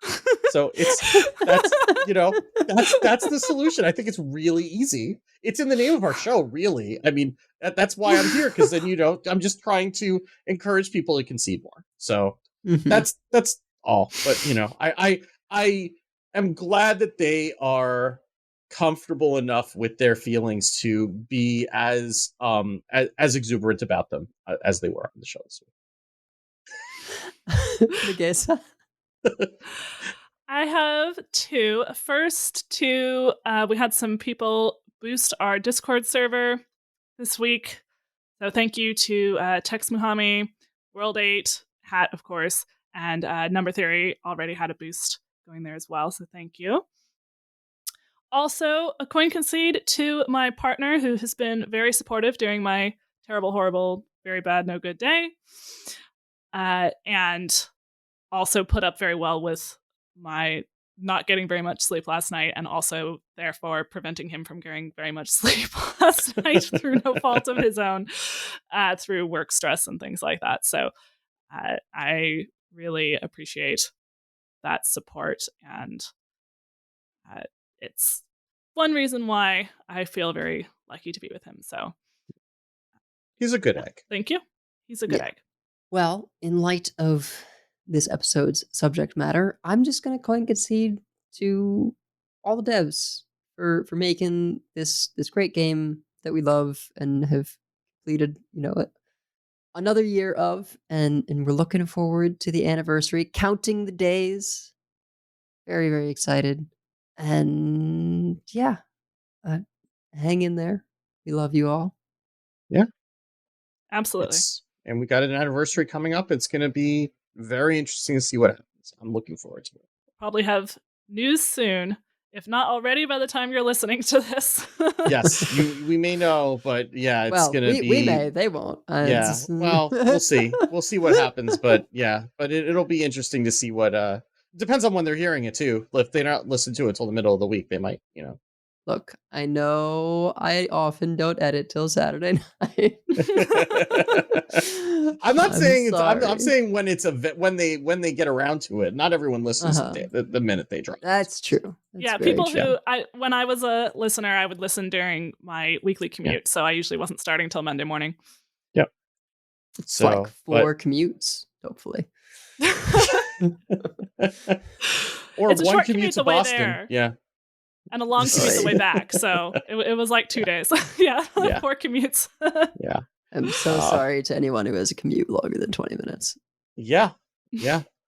But that's going to do it for us for this week. So until next time, keep calm and don't do the robot. And if you see us on ladder, coin concede. Coin concede. Coin concede.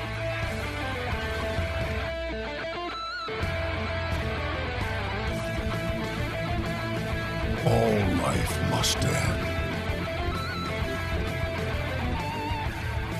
I yield for now.